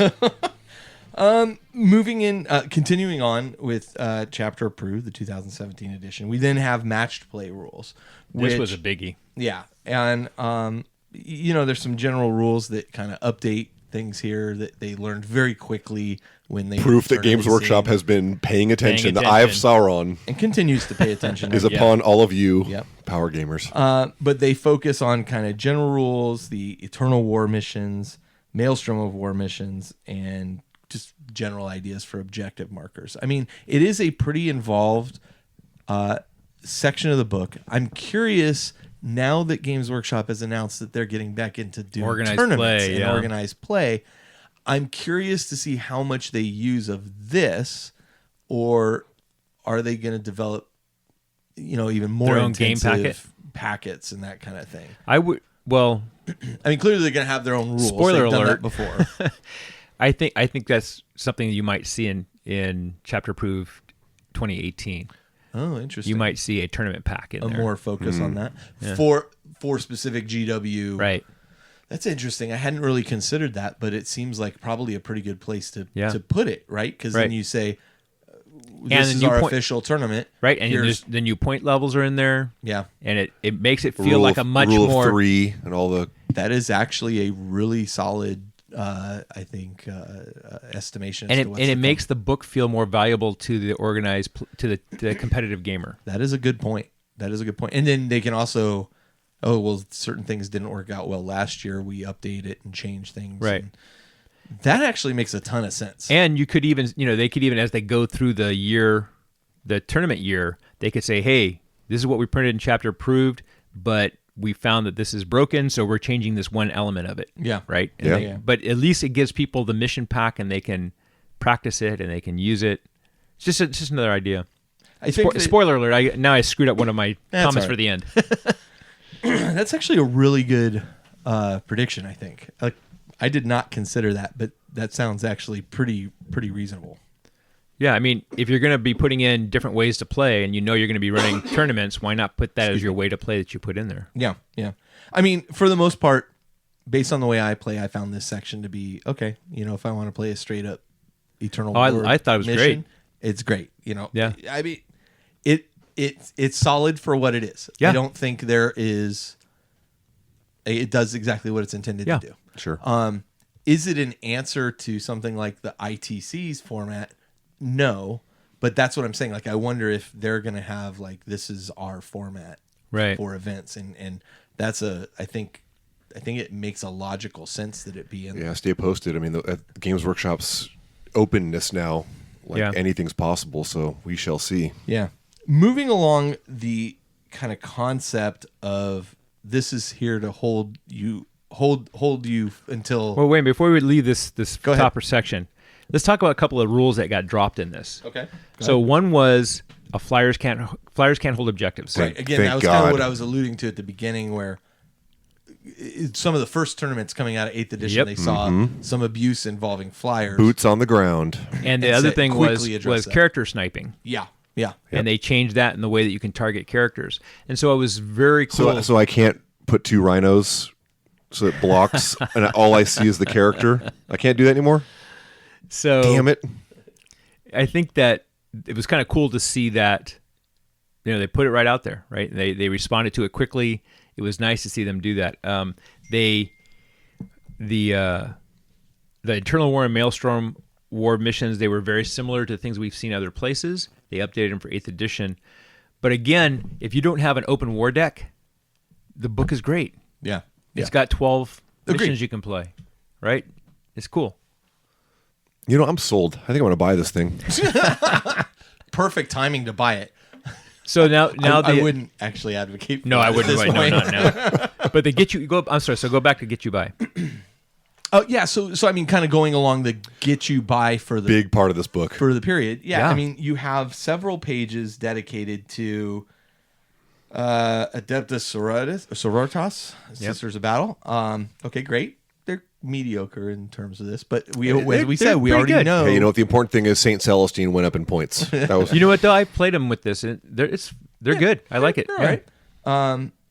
But again, it's get you by rules. There's not a lot of depth here. There's Right. no, No. lore. There's none of that. Just a couple But it of was different. cool though. Like as somebody who's waiting for their book right out the gate, you're like, sweet, I have a relic I can take. Right. got- So- And I have mean, it some. was I have some super stratagems cool. I can take. So yeah. let's talk about those. Death Watch, Drukari, Gene Stealer Cult, Harlequins, Imperial Knights, Necrons, Outdated. Space Wolves, Outdated. Tau, Outdated. Thousand Suns, Outdated. all outdated at this point.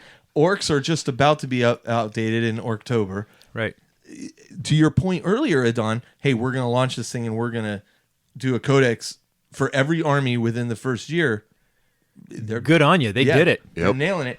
They've outdated a large section of this book by doing so. Great. Right. Frees up space for next year's. Well, and I think Yeah. that they, you know what, mission accomplished. It's mission accomplished. They The one exception is the Adeptus Sororitas. but they again, told you up front that they were going to do that. Yeah, and right? we know they're coming sometime in Right. 2019, And we're getting to you're see gonna the get process. Yeah, And I think that and provide feedback to the process. right.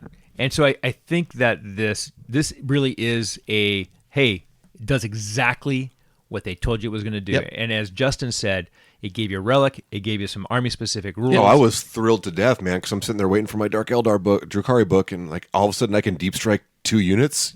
That changes the whole dichotomy of my army. Right. Right. Yeah. Even something as small as a stratagem, was awesome. And so I thought that was a really neat little thing that they threw out there. Just gave each of those armies a little bit of punch. Yep. Until right. their codex. Yeah, and Yep. gave you some hope. You got a little bit tiny insight into where they were going Yeah, maybe good- with your good point. faction. Yeah, Good, sure. Right. And they were able to listen to feedback on that. Yep. Because all these books were not done No. when this came out. Clever girl. And so they could get a bunch of feedback from people who love that army, right? If you're a Blood Angels player, or like a Knights player or a Necrons player, or whatever, and Yeah, yeah. and you say, "Oh, this is great," except it doesn't do this. It would be really cool to see that. They are listening to that. They're going to these events now, and they're meeting, they're listening to people in the hallways, they're talking to people in the hallways. Yeah. And I think it made all of the codexes stronger. Yeah, absolutely. Absolutely. I mean, I don't think it was, it wasn't breaking anything. It was nice. It gave them flavor, more Yeah. flavor than they previously had. I still don't think that's fully set in for our community that like all the codex books are going to be updated all at once They're almost for the done. for the first time ever. Yeah, I don't think A that's lot of people a lot of players now don't realize how what good how good that is. it is. Do you remember how Like, long you waited, Dark Eldar? Oh, I mean- 12 years, 13 years, something like that. Sisters of Battle? Yeah. I mean, it's crazy. It is. The orcs. And whether your book is quote unquote top tier or not, like it's just an amazing time to be a Warhammer 40,000 hobbyist. It really is. I was shocked when they said that they were going to do them all in a year. I was like, yeah, right. And just the idea. They did it. The and idea a bunch of other stuff. Yeah, and of being so open about everything and then tweaking points and everything. I mean, it's amazing. Yeah. So, the rest of the book, we're talking, they have battle zones, which contain, fights in different areas. This is kind of where like this industrial world thing kind of plays into the Cities of Death thing a little bit. But you get stratagem specific to those worlds. There are empiric storms, which are kind of random effects that could happen during a battle. And this is the kind of stuff that was in the Apocalypse book before. It was in the Apocalypse book, but like also some of this was lifted from various White Dwarf articles and that kind of thing, which harkens back to the original chapter approved stuff, which was really test rules for these things. And hey, we want to, here's some ideas on how assault could work differently. Try this assault. Right. Try these assault rules. Remember that? Let us know what you think. And then we see those in 4th edition. Right. That. So, this is really is aptly named chapter approved. It is simply an updated version and a more structured and well thought out version than the previous chapter approved stuff that was released back in the heyday. Was another really nice touch on this? They put the Forge World updated points in here. You didn't have to get a separate... Yeah, that was actually really interesting to see. When they did indexes, right? There was a Forge World index. Yeah. Chaos, Forge World Index, Imperium is Still 2 is. books. There right? still is. Those are still the books for Forge World stuff. But in terms of to have it For in this tournament book, play, it's really cool to have it in there. They include the points for those. In particular, it hit a lot of Titans pretty hard. Yeah. Super heavy. It hit a lot of the things that were... I guess that's... I think it hit them reasonably. The pendulum goes both ways, and some of the units, man, they just get costed out of... it's just to interesting. Uselessness in my eyes. But it's interesting to see, like... There's so many people in this community. Here's the thing I've noticed about gamers over the years. We all think we're very smart. We all think we're so smart. We are. And we may be. There may be areas that we are highly intelligent in. The reality is game design is incredibly hard. It is. Sure. Yes. And when people say, I could do a better job at writing GW rules, okay, then you should put out a game of great rule set that everybody uses. I mean, I know that's an extreme reaction to it. Yes, does Games Workshop It's hard make to do. mistakes? They absolutely do. But I think we have to recognize just how complex this game is Yes. and how big it is and how many forces there are. And the balancing act, you can change a few points to something and make it useless, and suddenly that doesn't just affect that army. That swings other things out of balance too, because by lowering the effectiveness of that troop unit in your Drukhari codex, well, now all of a sudden Imperial Guard units, which by the way cost the same amount, are suddenly much more powerful than them. It can. There's just like these shifts that can happen. It's the butterfly effect. Yeah, you pull one string here, that thread can go a longer ways than you realize. I agree, but at the same time, it's interesting to see like how the points adjustments took place, where it was like it seemed like a lot of the Forge World units were pointed absurdly. Like I don't remember seeing many like core 40k units where it was like, okay, that unit was already expensive. Yeah. And now so think about this for a second. Yes, you're right, but think about this for a second. Do you remember 4th, 5th edition, 6th edition when Forge World started becoming a little bit more mainstream? What was the complaint about Forge World? That they're always broken and the rules weren't tested. They were overpowered. And I truly believe, or useless. Like they still, even back then, there were some units where you're like, what? Why? What is this supposed to do? I truly believe that the 8th edition rules for the Forge World stuff were rushed, and I do not think they were tested as thoroughly as they could have been. And I just got into an argument with Israel on not the country of Israel, but Israel.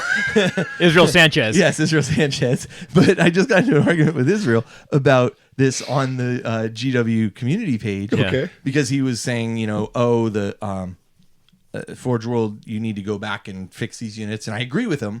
It was funny because we turned out like... We agreed, yeah. We were arguing about this, like we agreed with each other. What my point was somebody had said, Forge World rules have always been messed up. I disagree. That's totally untrue. They have been in the past. Right. But if you look at later 6th edition, 7th edition, they were very much playtesting a lot of that stuff. The Forge World Studio put out Horus Heresy, the rule set, which was the best way to play 7th edition, to be quite frank. And, they playtested the hell out of that stuff. So things were working very well. Forge World was firing on all cylinders. Sure. We said that many times on this show. 10 years ago, I said, 10 years ago, I said on this show, in 5-6 years, people are going to wonder, why were people arguing whether Forge World units were official or not? Right. Remember that? I've forgotten about that Who entirely. freaking even argues that anymore? Right. Look, a lot of my predictions are not right, but that one I was spot on. It's interesting you say that because there's a couple of groups that I'm in where an event is announced and people are like, are Forge World units okay? It's still a question that people ask. And I think also we're kind of swinging back that way because of the lack of testing that took place.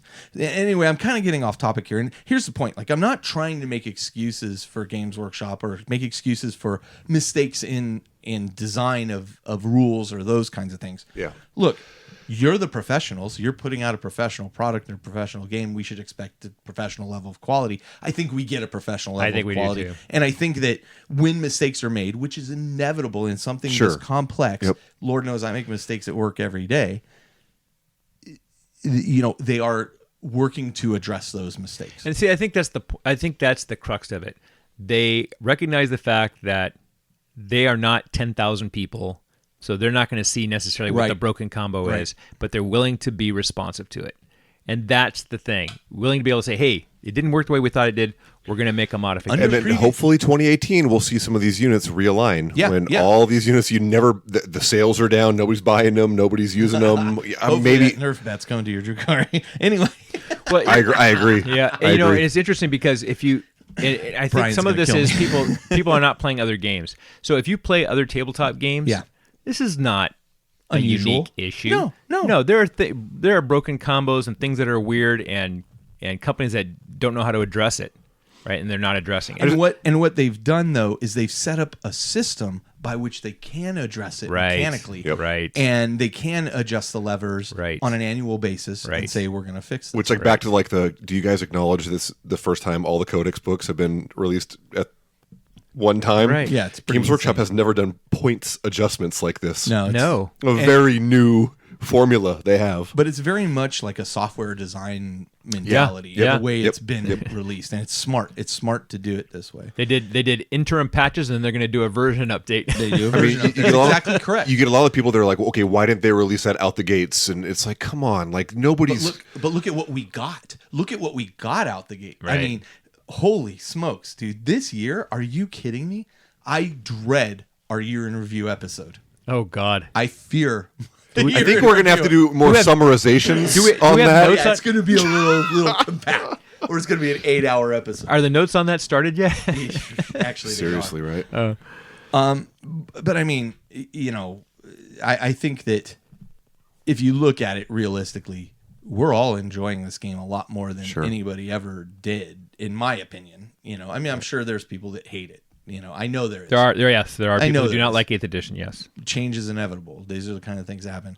If 9th edition ever comes around and I'm like, I don't like it, all right, well, I'm going to be very sad about that, but I'll probably still looking play at it, the big picture of what is 40K, I mean, I see mostly positivity. I really do. Even the angry people that have not played with Kill Team and with all these releases, the anger's muted. Just coming back. It's amazing. Yeah. Well, all the people used to moan and complain about there's no specialist. What happened to the specialist games? And they're all coming back now. Now they're complaining. There's too much stuff. They're focused on specialist There's too much games. stuff. How come Forge World's not addressing this other stuff? Now, I will complain about the fact that I haven't been able to buy Dark Eldar racks in 6 months. Yeah. Games Workshop, can you please up your they're production? They're working on that, actually. And they've acknowledged that that's an issue and they're working on it. Yep. And here's the thing. Here's the last kind of statement I'll make. Because I think Chapter Approved, the reason I'm bringing all this up is because Chapter Approved is an answer, and it is a living document that is an answer to problems in the game and addressing those things. The previous management of Games Workshop didn't want to hear what you wanted. They were going to tell you what you wanted. Right. The current version of Games Workshop, So open and honest. tell us what and, you yeah. want, and Right. we're going to deliver it. Right. And, maybe you don't want Adeptus Titanicus, but I did, and you did. Yep. And I know a dozen people who bought it. Yep. And so, okay, Well, here's it's the a thing. specialist game. They're scratching If you, those if you don't specialist if you games. don't want it, Don't buy it. You don't have to. And that's what Jody said. That's what Jody came to the realization. Why am I trying to catch up with this? And even us, even me, who Right. who is, the Mr. one who Bandwagon. buys everything. Yeah. I'm like, okay, maybe I'm going to skip this thing because I am behind on 100 other things. Yeah. Yep. But I am a big fan of Chapter Approved. I'm a big fan of the way they are delivering these changes and updates and teasers of what's coming in the future. So let's talk about the future and let's talk about 2018. Don, you kind of touched on it with earlier when you were talking about APOC. APOC. So your thoughts there, just reiterate that one more time. Yeah, well, I'm hoping that. One of the books I was looking at last night as I was playing out all my old books was Battle Missions. And do you remember the battle? I loved that book. It was probably, along with Cities and Death, probably one of my most favorite releases. And when I used the most. Yeah. So for people who don't know about Battle Missions, so there were 3 missions for every different faction in that book. And then there was Altar of War, which was the update to that. Right. Yeah. And so the way it worked is that there was one mission that was kind of favored your army, one that was neutral, and one that you were at a disadvantage with your army. Right. And Neutral being both sides had an equal chance. chance. And so there was a neutral game and 2 asymmetrical games, one that was positive for you, one that was negative for you, but specific to your faction. And it was such an evocative way to play, and it matches really well with Campaign style plays, Yeah. with APOC, and with things like Damnos and Pandarax. So I was looking at Apocalypse, Battlefields, Pandarax, and Damnos, and I was thinking, wow, it would be really cool in a Chapter Approved where that's the focus. What they do is they do kind of a battle mission / APOC I would love that. thing instead of doing Yeah. and have that be the main focus of that Chapter Approved, along with the points updates and those kinds of That things. is not a bad idea. Because- Don's bringing it tonight. I really, well, I got super inspired Well, last this night. is right up his alley. I mean, he's all about running events, But I mean, doing the crazy. great thing, the great thing about those missions, the unbalanced, Yeah. one against you, one for Yeah. you, and then the equal one, is in those kinds of campaigns where even it's just, hey, we're going to play 3 or 4 games. Right. The great thing is, okay, if I win this game, we play your mission, but I'm at the disadvantage, Right. To try to equal it out, and you just it Right. made it so easy to Well, like narrate your way through something. exactly. Mike and I took some of those, and some of them you could just modify them. It didn't have to be specific for that faction, but we just say, hey, we're going to do a 3-game arc. We'll do a little story with it. Yeah, And we'll just yeah. use those missions for Yeah. that 3-game arc. That's exactly for that what I'm faction. talking about. Yeah. And it was great. And so you write a list based on the fact that you're going to get hammered because you're at a disadvantage, right, or whatever. And so I would love it in Chapter Approved. I would like to see them do that. I would like to see faction-specific missions, a la battle missions, kind of crossed with the Damnos Pandarax kind of idea. So that's one of the things I'd like to see in Chapter Approved. Okay. I would like to see them sell the book as a whole, but I would like to see them digitally separate it for the 3 narrative, match play, and competitive players.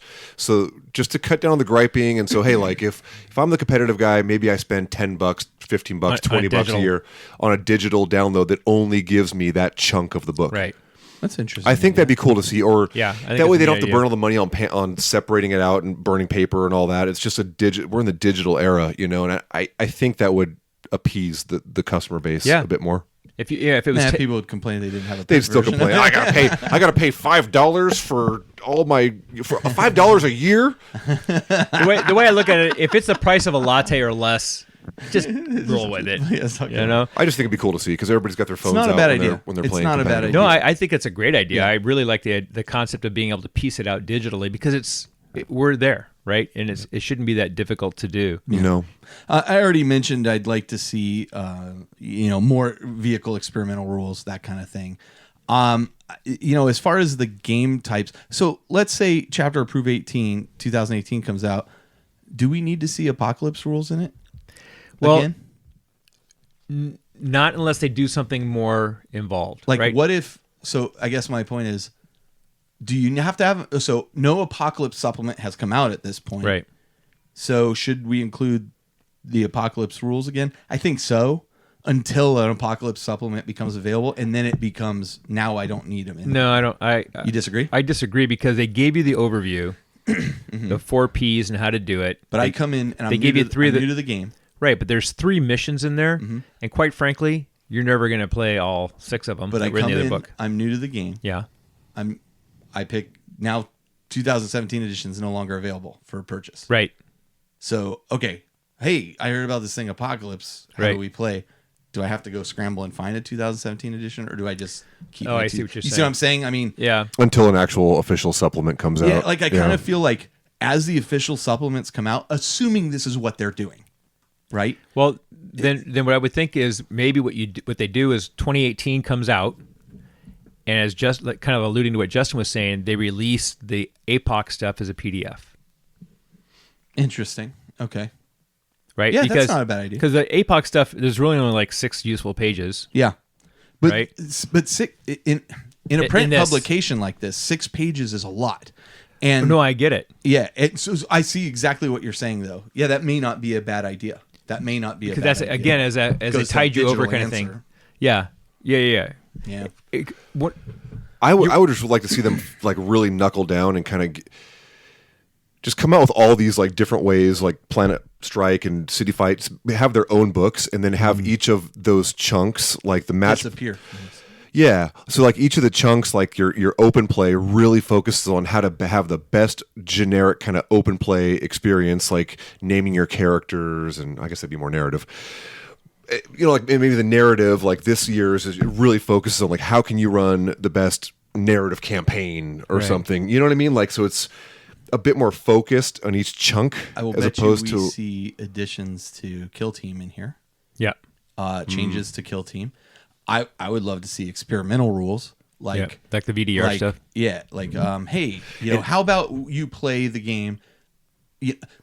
Let's say we were thinking about doing alternating activations. Right. Here's how it could Yep. work. Tell us what you think about Right. how these alternate Or ways of here's playing what we're work. thinking about doing and for that's what they used to do in old chapter approved. for right? cover. Well, we hear you guys. Cover's a little basic right now. Here's some cool different ways Here's you can some play with cover. ideas for Maybe it cover. gives you a -1 to hit or -3 to hit if you're real. You can see an arm sticking. Things like that. Whatever it is. Yeah. Yeah. I mean, I can see it as I see it as serving 2 purposes. 3 purposes. 1, here's the points for the adjustments for the tournament Yep. stuff, right? And 2, all the rules adjustments that 2, need to happen. Yeah. 2, here's cool ways to play the game, and then 3, here's things we're thinking about doing. Yeah. What do you think? We would love to hear your feedback on it. And yeah, I mean, some people are going to complain that why do I have to pay for your experimental rules? But You're helping shape you're the helping future. shape the future of the game. Yeah. And not only that, I think it there's value there too, right? You may find things that surprise you. That is the history of Chapter Approved. That's Agreed. what Chapter Agreed. Approved was. And it harkens back to what Chapter Approved really was. Yeah. I'm sorry, I was laughing because you were saying there's 2 things. No, there's 3 3. things. No, there's 4 5 things. things. Okay, Yeah. wait. It reminds me of the old Monty Python routine. Back to Wants 3. it all. Back to 3. Okay, it's just 3 things. Yeah, so There's 4 things. Carl, you counted to 3 of them. Yeah, the 4th one is shut up. So we know that Chapter Approved 2018 is going to have some updated points. Yep. We know that Sisters it's of going to Battle. have a Sisters of Battle beta codex. Yep. I'm so dreading that with my Drukari. And people, please. Oh, the points update. Oh, the points adjustment? My disintegrator cannons please. are going to go up to like 48 points. Play the heck out of that beta codex. Give Yeah. them feedback. Yeah. Not on the community page. I would like Email to the see folks. them. I would like to see them create a funnel for that feedback. Yes. Right. Like, Yes. go to this web form, fill Yes. it out, and send us Yes. information. Like, there needs to be an official way of giving Yes. feedback, not just I I fire off an email to GW. or I make a post in the community page, Right. or well, they direct you to a web and to all, an email address. When and you all do it has to do is. Yeah, but I mean, if you make it a form, then you're Yes, asking I agree. specific Yes. questions. Yes. You fire that off, and then Yep. you get an automatic response that says, "Hey, we've received your response. We're going to read it. We Right. may not necessarily respond, but we are listening." Right. I think that's smart to develop a. They could incorporate that into each way to play too. Of like, For sure. Here's what's happened the last year compiled, and then here's what we're thinking about doing, and give us your feedback in each way to play. Yep. So cool. Yeah. I think that would be really, really smart. So, anyway, any other points you want to make on chapter proof, and where we hope it goes?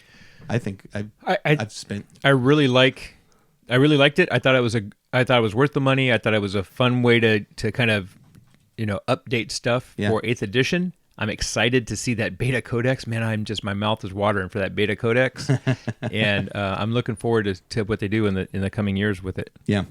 I'm very much curious to see what 2018 chapter proof holds. We'll find out, I think, by the end of the year. So, okay. You think so? By the end of 2018, think we might see what it looks like. There you go. Man, is it already 2018? Dude, I'm so tired. All right, shut up. Point 5, shut the hell up. All right, we'll be right back to close out the show. Hey, this is Big Nasty B from Life After the Cover Safe, and I'm at a mall talking to strangers about Table War. Table War develops some of the most innovative products for the miniature wargaming and hobby industry. And I develop pictures. That's great. They develop things like the Fat Mat. Who's Matt, and why is he so fat? Well, first off, Mat is not a person. The Fat Mat is a tabletop gaming surface, and with over 40 different designs, Table War's Fat Mat has become a community standard. I got a Surface Pro. It's like 10 inches. By the way, I'm meeting my friend Simban. Do you know what that is? No, but I do want to tell you about the Table War Tower case line. Oh man, towers are so huge. Well, it's not that kind of tower. It's the original modular, all-in-one display, storage, and transport system for all your tabletop miniatures. Wow, you're really smart. What's your relationship status? Well, it's complicated, but you know what isn't complicated? Chili dogs. This is true, but also the Macro Mat. Oh geez, not that guy again. The Macro Mat is a one-of-a-kind, innovative photography backdrop, perfect for collectibles, hobby miniatures, and small works of art. Its durability, portability, and functionality in one inexpensive product. I wasn't paying attention to what you just said, but do you validate parking? No, I do not. But if you want more information, head over to tablewar.com and check them out. Table War! All right, so I'm here with Jameson Valerio. Welcome to the show, Jameson. Hey, how you doing, Carl? Excellent. And you and I met at Adepticon last year. I guess it was this year. At this year's Adepticon. Yep. I always think it's gone, it's over, it's last year. Next year, I'm already looking forward to. I've done that several times about a couple of the cons. I keep saying last year, and I'm like, wait, that was this year. And you are the thing that attracted me to your booth at Adepticon, which is you're going by Architects of Destruction. Correct. Is I'm a huge fan of Dungeons and Dragons, role-playing games, that kind of thing. And I know that this show is all 40K based, but this could potentially have some use there too, and we'll talk about that in a little bit. But Architects of Destruction, you guys are effectively making 3D terrain, which you can build dungeons out of and fortifications out of, that kind of thing, for use with primarily role-playing games. Correct. Let me, instead of me trying to summarize it horribly, let me have you summarize it.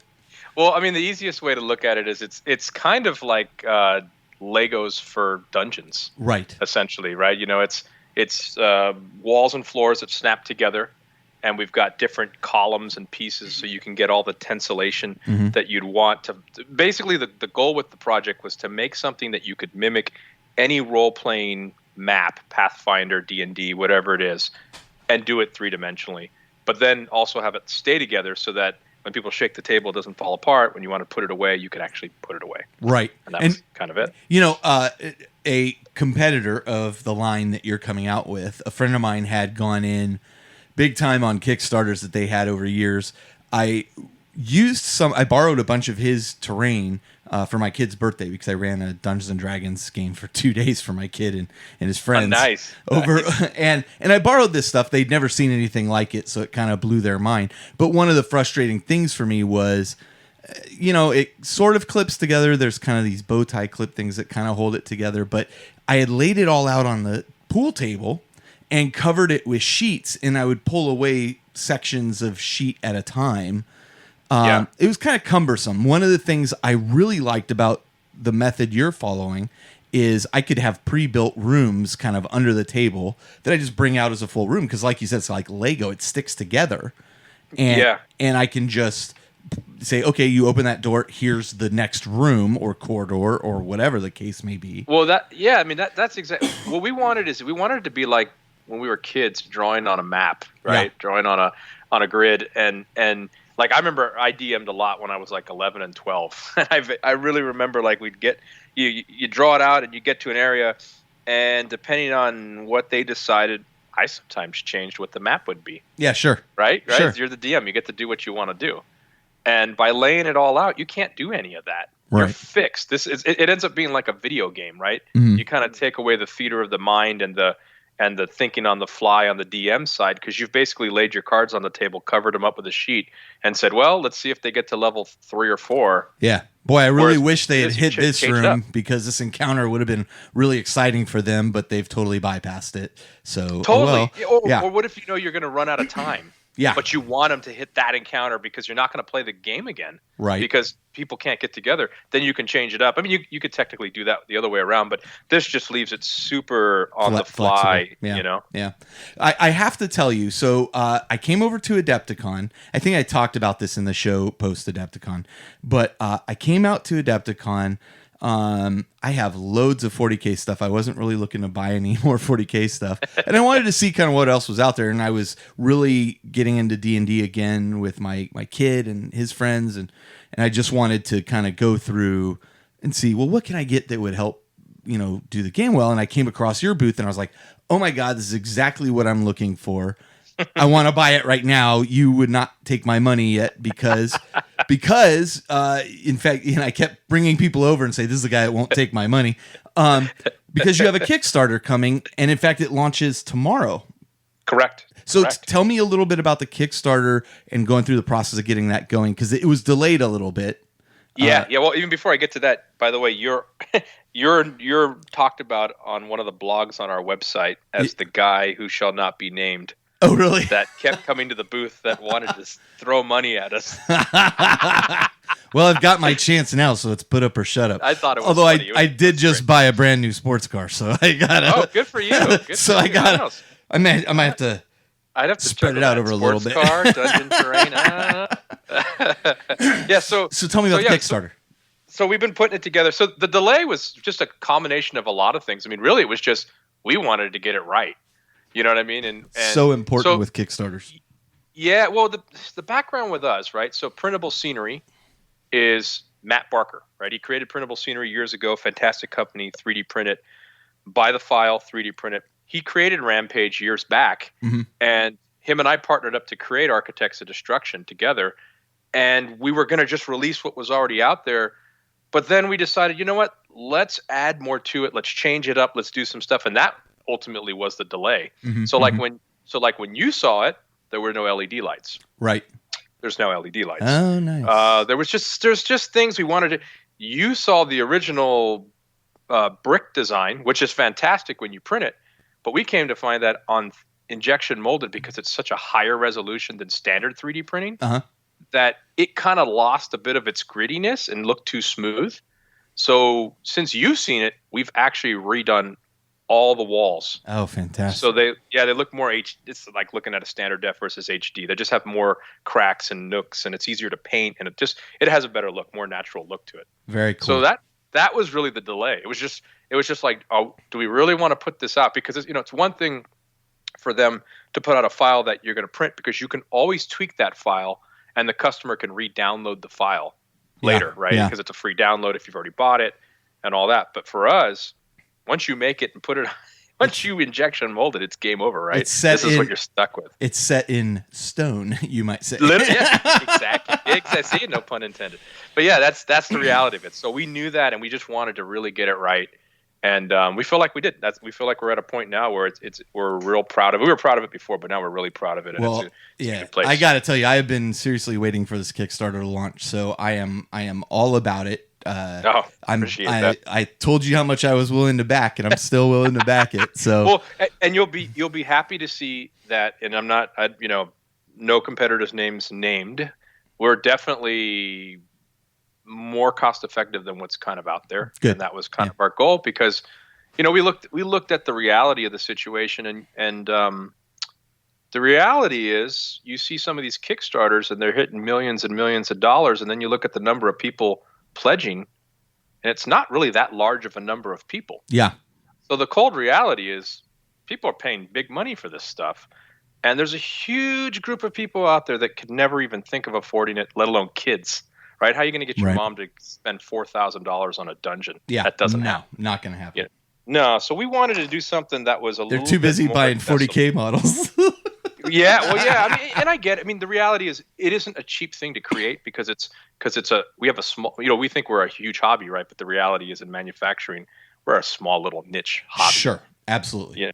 So it isn't cheap to make, and we knew that going into it. And but the reality is, I personally would rather make just a little bit less myself, but know that it's in a bigger group of people using it. To me, that just seems more fun. Got it. Got it. Makes more sense as a business. So you're going to be able to, in the Kickstarter, buy these tiles pieces, both unpainted and pre-painted. Correct. Can you talk a little bit about the pre-painting? Because if I remember correctly, you have a name that a lot of people are going to recognize. Yeah. So unpainted, they're all being shot in black injection ABS plastic. Okay. Right. So we were going to do gray originally, like typical models come, but the reality is we're going to prime them all black anyways to paint them. Right. So why not shoot them in black? Yeah. It just helps because with our locking system, you got all that underneath where it locks, and it really is a pain to sit there and spray those black underneath. Yeah. So you could still touch them up with a hair of primer before you paint them if you buy them unpainted, but they're black already, so it's real easy to make them look nice. And then the painted stuff, our buddy Lester Bursley is going to be working with us to get all the paint scheme. He helped us pick out the paints with Army Painter. So everything we've painted in this Kickstarter is painted with Army Painter paint. Okay. And Lester and I got together and we sat there and we figured out the colors that worked the best for us. And then once this is all launched, he's on board to help us get this stuff all in a fashion that we can paint this in large quantities, right? Because it's one thing to sit there and go to town like he does. That dude just knocks it out of the park and goes to town. But the reality is, and you'll see in the Kickstarter, they look fantastic, but they're also something that we can pull off by the thousands because that, hopefully is the reality of it. Right. So, yeah. So, So tell me now, originally at Adepticon, you had the dungeon tiles. You also had kind of like these dwarven looking tiles. You had, it looked like you had pictures of sewer tiles. How much is going to get released in your initial Kickstarter? It kind of all depends on, how well it does. I mean, at the end of the day, we don't want it to get too big because we don't want Then you run into problems of actually delivering. Yeah, I don't want to run into that. But at the same time, I mean, if it does really well, we've got a whole list of stuff lined up. I mean, the mines and stuff like that, they could end up in there. It just depends. Right. I mean, the first goal is to get dungeons, right? That's just the basic setup of dungeons. I mean, we juggle. Matt and I went back and forth for a while. We've got cathedrals. I think you saw that Gothic cathedral, almost like a 40K cathedral. Yeah, that's kind of what I was going to get to at some point too. So I mean, I think eventually we'll get to see potentially stuff that you would see on a battlefield table. My point was even the dungeon tiles could be used for game types like Zone Mortalis, like 100%. Necromunda. Like there's some very real use cases for 40K players here as well. Yeah. I mean, we went back and forth. We knew we were going with more of a fantasy first. Yep. But we were back and forth. Do we do castles first? Because I mean, it's kind of a unique business because the IP already exists for printable scenery. We could have spun this a whole different direction and said, we're not even doing tiles. We're going to do complete houses, like a tabletop world type thing, where we have all of that, and their newest stuff is amazing. So we just went back and forth, and for a while there, it was almost castles and cathedrals. That was almost our first launch. Got it. But then we really realized, I mean, dungeons kind of are the heart of the whole thing, and it kind of starts there. Yeah, so, I agree. That's where I agree. it starts. Yeah. And who knows where it goes from there. Well, I'm very excited. Like I said, I've been harassing you guys on your Facebook page in a friendly way. We like it. I know. I was bordering, is this post going to be obnoxious or is it just, is it fun? Dude, I got a sense of humor. It's never obnoxious. So where do people go to see the Kickstarter? And I'll provide a link in the show notes, but where do they go to see the Kickstarter, see what you guys are doing and get involved? Well, at our website, architectsofdestruction.com would be the easiest place to go to keep up to date with all the information, especially if you subscribe, because we'll keep on sending out, information about where the Kickstarter's at, what the Kickstarter link is. With Kickstarter, they don't allow you to create a link until you hit go to make it live. So I don't have a link for that yet, but between our website, or if you look up on Facebook, Architects of Destruction, information will be there, as well as on Instagram, architects_of_destruction. And so we're going to keep that up to date as much as we can constantly. Okay. And noon tomorrow. Perfect. So this show will release actually just before then. So I'll create a link to your Facebook page where you guys are pushing this. But I'll also link to it from our website and our Facebook page. Very as well. cool. So I appreciate it. I'm very excited about it, and I think many of our users who come from role playing backgrounds are still involved in role playing games will find this very useful as well. So. Well, it's coming back, man. I mean, a lot of war gamers I know are starting to play role RPGs again. Yeah. It's cyclical, but man, it's really popular right now. So. Yeah, no, it really is. No, there's a lot in the works, man. We even have a whole set of ships that we may release at some point. Fantastic. So it's awesome. Sky's the limit. I wish you the best of luck. I'm behind you 1,000%. I appreciate it, man. I do appreciate it. You gotta look at the blog. You'll hopefully I'm one of the first ones to bid, so I'll be keeping my eyes open tomorrow at noon. I appreciate it. Yeah, no, that'd be fantastic, Carl. I appreciate it. And anything we can do for you guys, like I said, let me get once I get my head straight, through this Kickstarter, assuming it does really well, then I can sit down and gather my thoughts. But I'd like to get you some terrain. Oh well, yeah, sure. We'd love to demo it and do a little video and stuff. So yeah. We'll get you some stuff because we got so much stuff to put out. All right, man. Well, I'm sure we'll talk again soon, either on the show or in person or whatever. But I hope Nova's going well for you guys while you're out there. And we'll. And you know what? The dungeon might be up here in Concord at Black Diamond Games next week. Oh, I heard you were hanging around Black Diamond Games the other day. Somebody said they ran into you. Yeah. So if you're Adan around, did. by any chance. Oh well, when is that? This Sunday? I don't know. I was talking to Gary, the owner, yesterday. So when Nova's over, the dungeon's coming back to Concord. Oh, gotcha. Well, maybe I'll take a drive up there in my car and take a look. Yeah, at the you dungeon. and I'll chat. We'll stay in contact. But we'll probably set it up at Black Diamond. Sounds awesome. All right, Jameson. Yeah. I'll talk to you soon, man. Right on. Good luck. Thank you, Carl. Bye. Yep. Bye.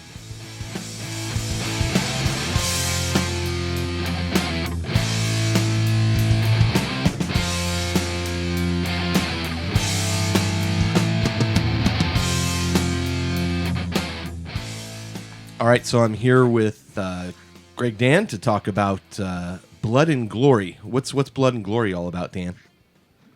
Hi, I should say Greg. It's Blood and Glory is an event that is trying to kind of be the start of a convention-style event in the UK.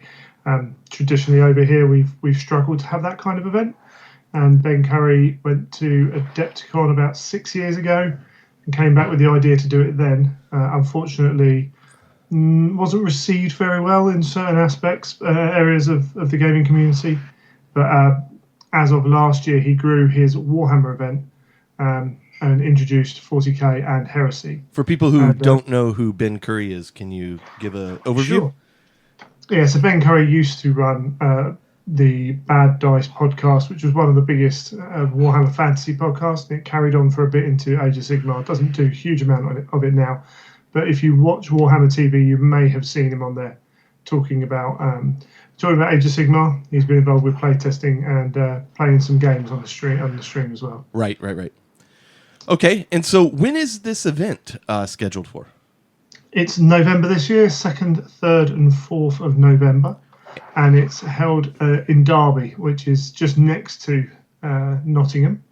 So nice and easy, centre of the country, and it's held in an old. Well, it's called the Roundhouse.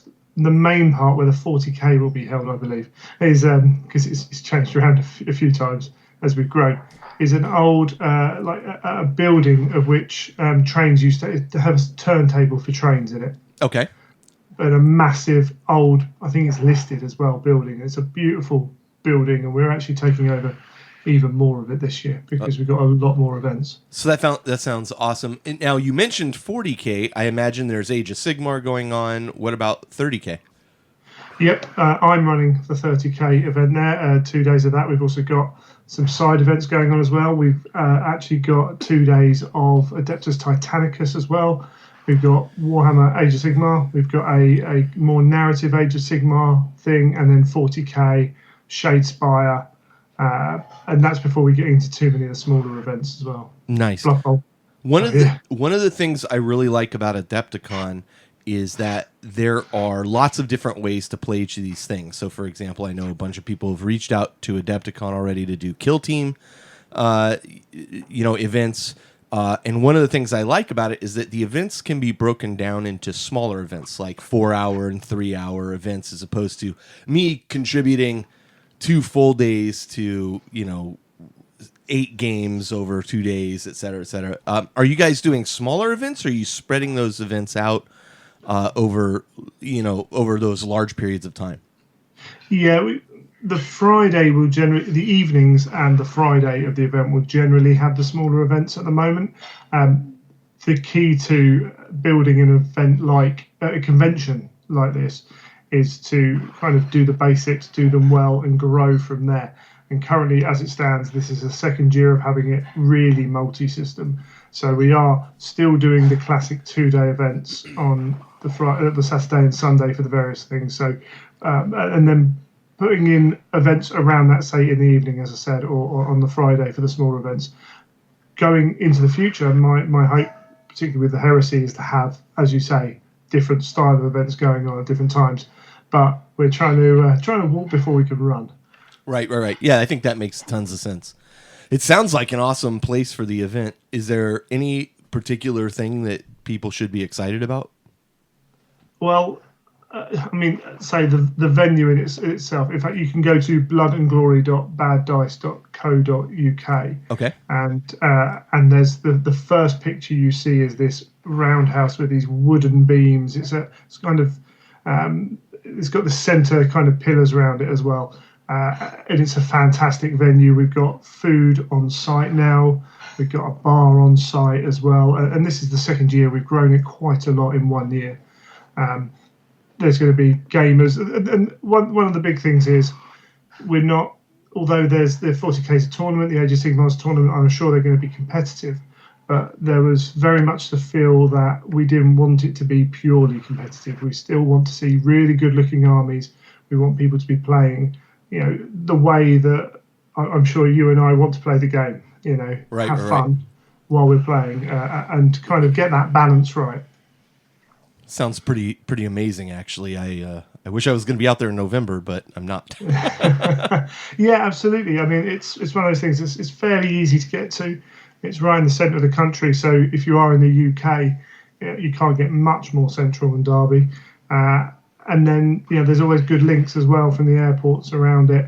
And it's also close enough to Nottingham that if you are coming that little bit further, you can add that day or two on and visit Nottingham. Sure. Which is always a bit of a bonus as a gamer coming over for an event. So it's no secret that another event out there, the London GT, struggled around delivering terrain and that kind of thing to the board. So what are you guys doing to prepare for a bunch of people coming to play? Yeah, this was something that we knew would be an issue in growing an event, and we saw the events. I was actually running part of the London GT event, and we were lucky enough to have Heresy terrain for the GW terrain for the Heresy. Yeah. We started back in about May actually making terrain for this event. We've also reached out to a number of local shops to help provide terrain so we can have good quality, good looking terrain on every table. Very and cool. Enough of it. and terrain's always the biggest thing. And as we say, this has been, we've been prepping this. We've been kind of on it. There's a good team of people working on this. There's a number of. I'm not anywhere near the other guys, so I can't get involved in the terrain making, which may be a good thing. But they've got a good bunch of guys doing it, and there's been regular updates as well. You can follow the social media. People have been putting one of the Age of Sigmar events is actually it's kind of an Xbox style event where you score points for things you do in game that aren't necessarily killing the opponent. And the terrain for that, Steve, the guy who's doing it, is well known on the Age of Sigmar scene for making crazy terrain, and he's gone at it again. There's some really fantastic tables. Well, that sounds fantastic. That sounds great. I think you're right. I mean, terrain is always a struggle for events like this, and it's awesome that you guys have plans for that. So, anything else you want to throw out there? Can you give me that URL one more time? Yes, it's bloodandglory.baddice.co.uk. If you go there, there's a blog as well, which you can see all the social media, obviously, and then there's a tickets thing on there as well for all the different tickets. Not all the tickets are up yet. Things like we're hoping to get Kill Team. No promises on that. The Adeptus Titanicus, they're not on there yet, the tickets for that. And some of the smaller events aren't on there yet because just time and everything else. And some of these release schedules have pushed that back. We also do an Iron Man ticket, which is entering multiple events over the weekend. It gives you access basically to as many events as you can fit in, which is really cool. And you actually get entered into this little Iron Man mini competition. So those guys are competing in the events as normal, but also amongst themselves to see who can do best over the weekend. It sounds fantastic. You can see on the site there the location where you guys are having the event too. It's a pretty cool looking location. So it's pretty amazing actually. Okay, well, thank you so much, Greg. I appreciate you coming on and letting us know about it.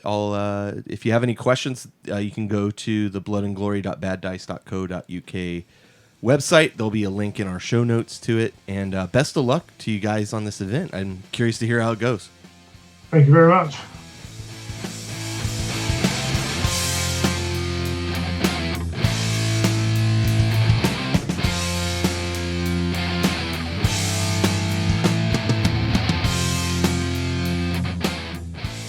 All right, and we are back. By this point, you've listened to not only an interview with Greg Dann, talking about the great event that Ben Curry is running out in the UK, but you've also heard the interview with Architects of Destruction and what they're coming out with. That may or may not be your cup of tea, but these guys were so cool at Adepticon, I wanted to make sure. That stuff looks amazing. I set my alarm for tomorrow. I'm just going to buy the hell out of that.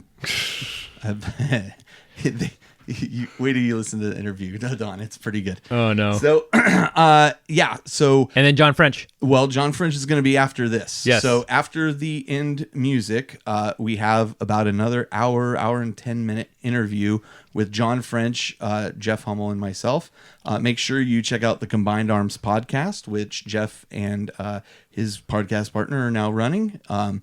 Covers what? Michael. Yeah. Covers all kinds of stuff. All kinds of games. Primarily focusing on miniatures type games. Historicals, Yeah. But occasionally Mike gets to slip some 40K stuff in there. So, but it is a great podcast. And of course, we love Jeff. But spoiler alert. So, Yeah. So I say that at the beginning of the interview with John French. Our Forbidden Lore segments talk about all the spoilers of the book. So the concept is that you would go back. We announced the book that we're going to be covering. You would read the book, and then we have the interview with the author, kind of spoiling everything and asking what the hell were they thinking. So, it's a great interview. It's lengthy. Jeff asks lots of poignant questions. I sound really dumb, and so it's typical. Typical Jeff. Typical Jeff. Typical Carl. It's typical Forbidden Lore. That's right. Yeah, that's right. Anything you guys want to add before we go ahead and close out the show? It's good to have the band back together. Yeah. Character design rules. It's been a while. It's nice to kind of shift things up time and again. So I mean, we got a great group of guys here that play. Yeah. And it's just, I think we need to leverage that from time to time. So Carl, one plug. Can I do one plug? Yeah, of course. Absolutely, please. Can we do a plug? Yes, we can do a plug. The two of you should do a plug. So if you're into round basing Yes. of the other kind, The Mortal Realms. There's that joke has gone on for so long about Lords and Heroes, and it was even a hashtag running on the community group for a while. So there is Lords and Heroes. it's official. It's an official podcast. You can get it on iTunes, finally.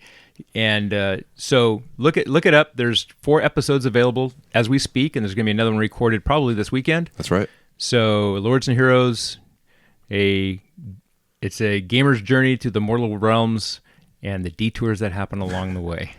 I think it's great. You guys sound good on it. Sound good. It's almost like you're sitting right here. Yeah, sitting in a You bar taught us drinking. well. There's just something missing. I can't figure out what it is. You're invited anytime. Anytime, man. Anytime, man. You're And invited. I don't have time for this shenanigans. Maybe. You never know. So anyway, congratulations, by the way, on launching the show. I think it's fantastic. I thought it was funny. I never thought it would happen. Neither did we. Yeah, well, It just did. Organic. there's a lot of things Crazy. I didn't think would happen that seem to keep happening all over the place. I know. So, That's right. as it turns out, anything I say is not going to happen. Happens. Guarantees is going to happen. And vice versa. We're never going to see plastic horror heresy. That's right. Ever. Boom. Nailed it. Or Okay. Plastic Sisters. No, he always said We it was are going to be. never going to see plastics. No. Hopefully that speeds them up. Yeah. Or squats. Okay, so until next time, this is Carl. This is Adan. And there's Justin. We're coming to you from the from the Astronomicon, where I approve of this product. There are new chapters approved every year. And some of us think it's a good idea to paint a full chapter. Okay. Seriously? Yeah, sorry. All right. I'll dig it every chance I get. Please enjoy the interview with John French at the end of the show.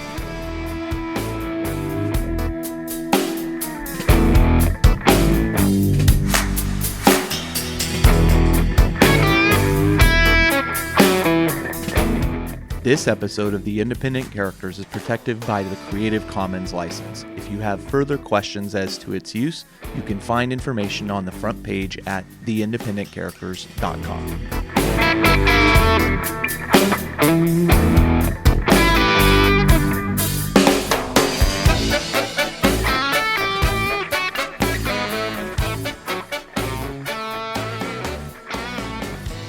All right, so this is our Forbidden Lore segment, and with me I have, as always, Jeff Hummel. How you doing, Jeff?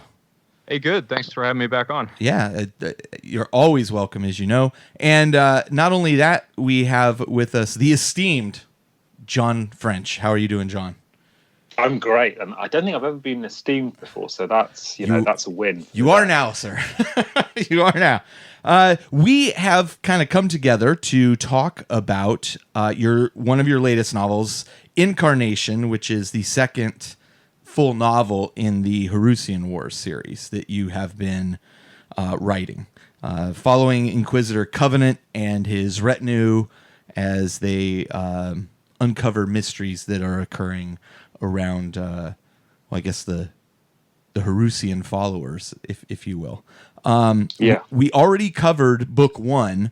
I think almost a year ago now. I'll have to go back and look at what number that is, but I'll put a link in the show notes to our coverage of book 1.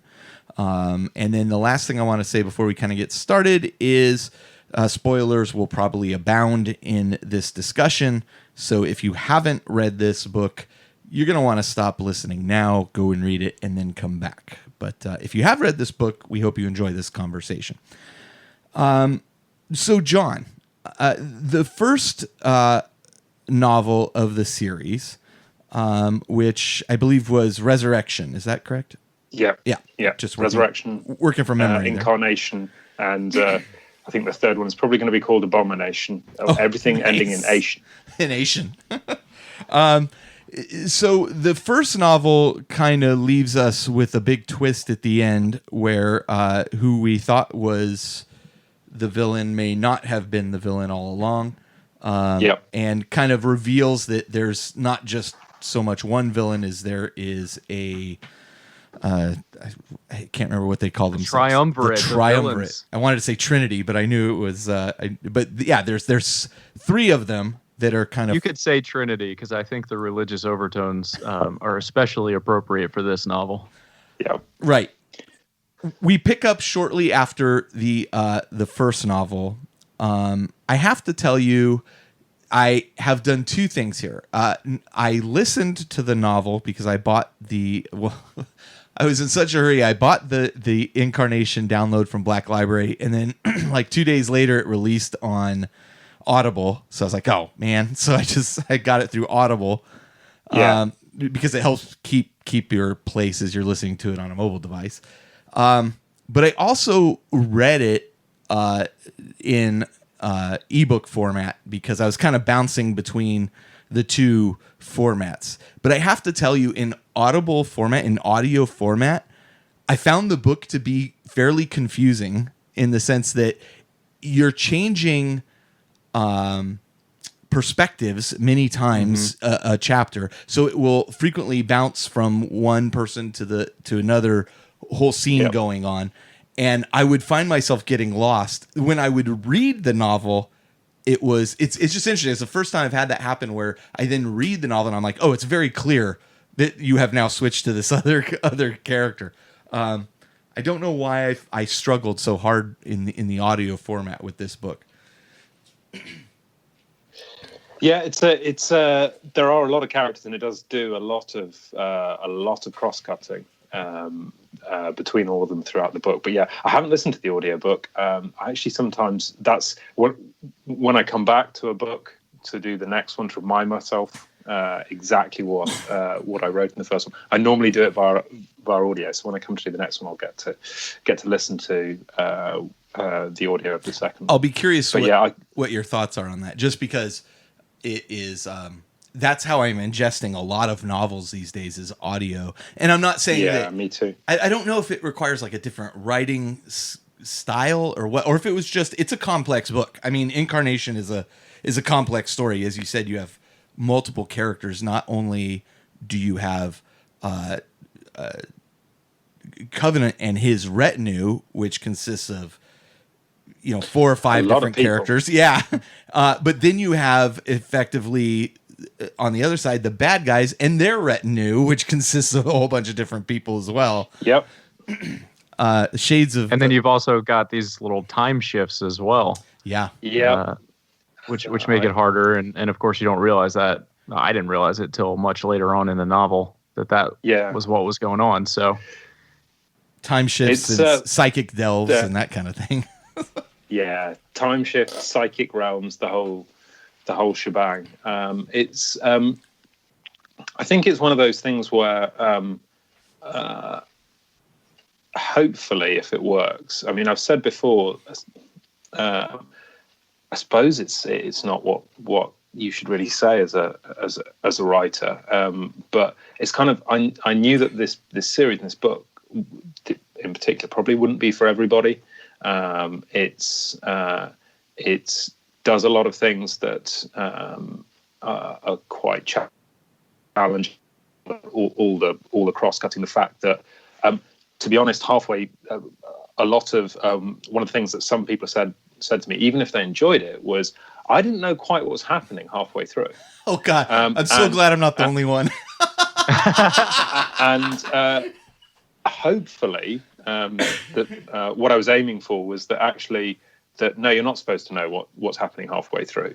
But if I get it right, what should happen is that you follow through in confusion, because a lot of the confusion also mirrors into what's happening in the world. And then when you hit the end, you get a resolution of all of that, and you can almost look back at what's happened in the novel and even in book one and so on, and go, oh, okay, that's what that meant, or oh, that changes what that means. Yeah. So it's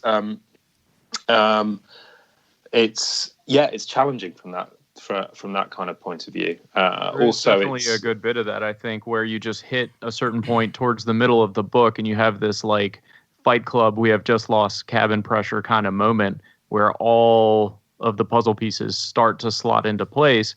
And at the same time, of course, the action is picking up, and the whole thing just sort of snowballs to the end. Is really a sprint to the finish. And not that the first half was by any means slow, but because of that confusion, it just didn't have the momentum that the second half of the book had, I thought. Yeah, that's a great way of putting it. It's hopefully people go through that and experience that, because that's kind of it's supposed to be kind of like a take you into the world.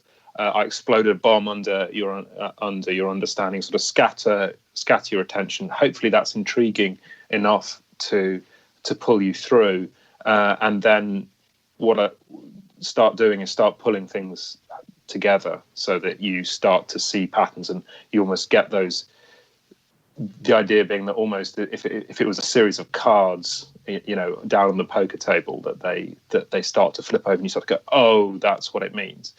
So that effect, if it works, is kind of what I was aiming for. But it does make it. That's part of, I think, that thing that I was very aware of going into it. It's like, this will not be for everybody. There will be people that stop at 100 pages.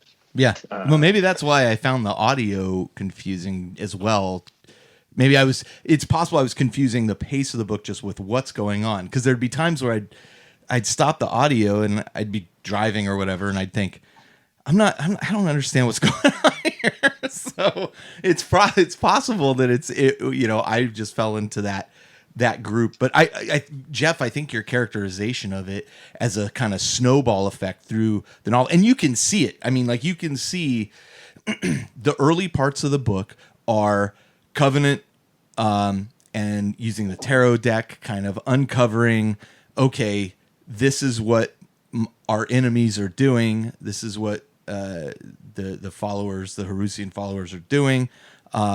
We need to go to this planet to stop them. And then once they arrive and all the stage is set, you start to see that speed picking up. I would say the finale of the book is almost half the book in that sense. Mm-hmm. Mm-hmm. Yeah, it very much felt that way. I mean, once you figure out kind of what's going on, it's a sprint to the finish to see how it all plays out. Yeah, yeah. I do have to say, coming out of the book, I think in terms of characters and which ones I find interesting, I felt like Covenant himself feels like more of a background presence to me in the series than the guy that's up at front. Like, for example, and you can't really compare Inquisitor novels without mentioning Eisenhorn. Eisenhorn is told from a first-person perspective. You're in his head. You're right there with him. Covenant is more of a presence in the novel, with everybody else around him really taking the action. So while I think physically he's a cool character, I love like his shoulder-mounted weapon and like the visuals around him and him conceptually, I'm not really drawn to him as much as I was drawn to like Cleander, the Rogue Trader House guy. Like I found him to be incredibly interesting and fascinating and funny as he's wont to be. But I found Viola got a lot of play in this novel as well, and we got to see her character sort of grow and develop as she tries to figure out where her place is, and if something happens to Cleander, what's going to be the next step. What are her loyalties? Very, very close to that. Yeah, for sure. I mean, there's the scene where you have the assassin trying to get to the what's her name, the captive agent that they have. And Enna. Yeah. Enna. Or is that her name? So, right. Anyway, you have the assassin trying, and at one point Viola says, well, the odds of Cleander surviving are dropping rapidly, but I'm going to have to leave him and go take care of the assassin over here, even if he dies, because that's my duty. There's a lot of calls to concepts of duty, especially where Severita's involved as well. And what does it mean to where does your duty lie? I found those to be interesting concepts.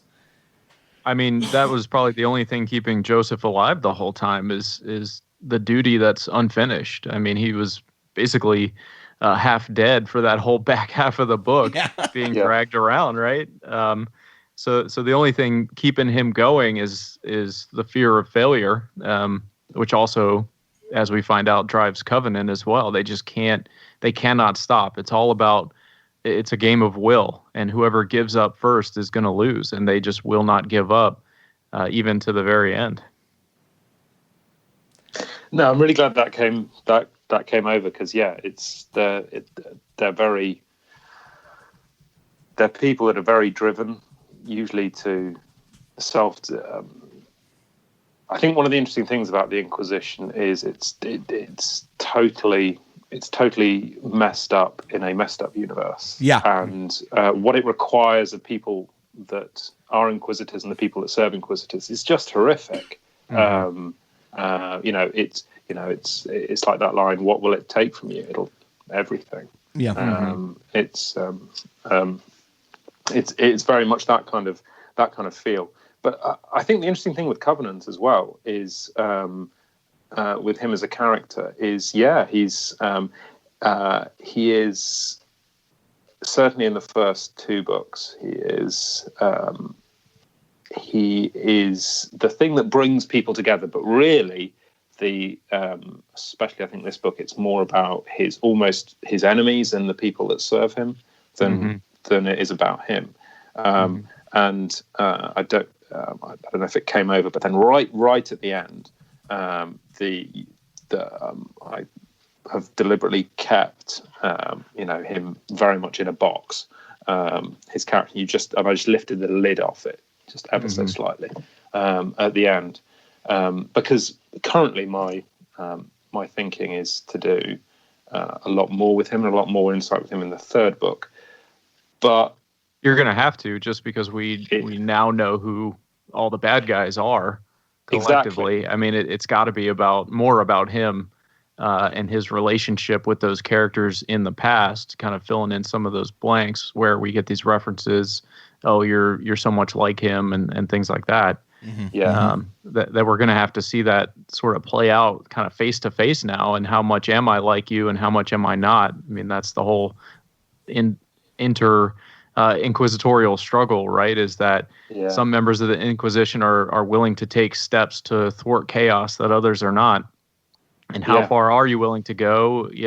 What if this thing really could succeed? Would you cross your Puritan lines and come over and help with this or not? Because we see the triumvirate setting itself up that way as well. I mean, we've got the teacher and two students kind of in play. Will the third, will Covenant go and join in that? Yeah. And I think there's, I wanted very much for when the point where we actually start to see more of Covenant and where he's from will be in the context of this revelation that two of the Horusians are his former fellow apprentice and his former master, both of whom he believed were dead. And because that changes how you think of him.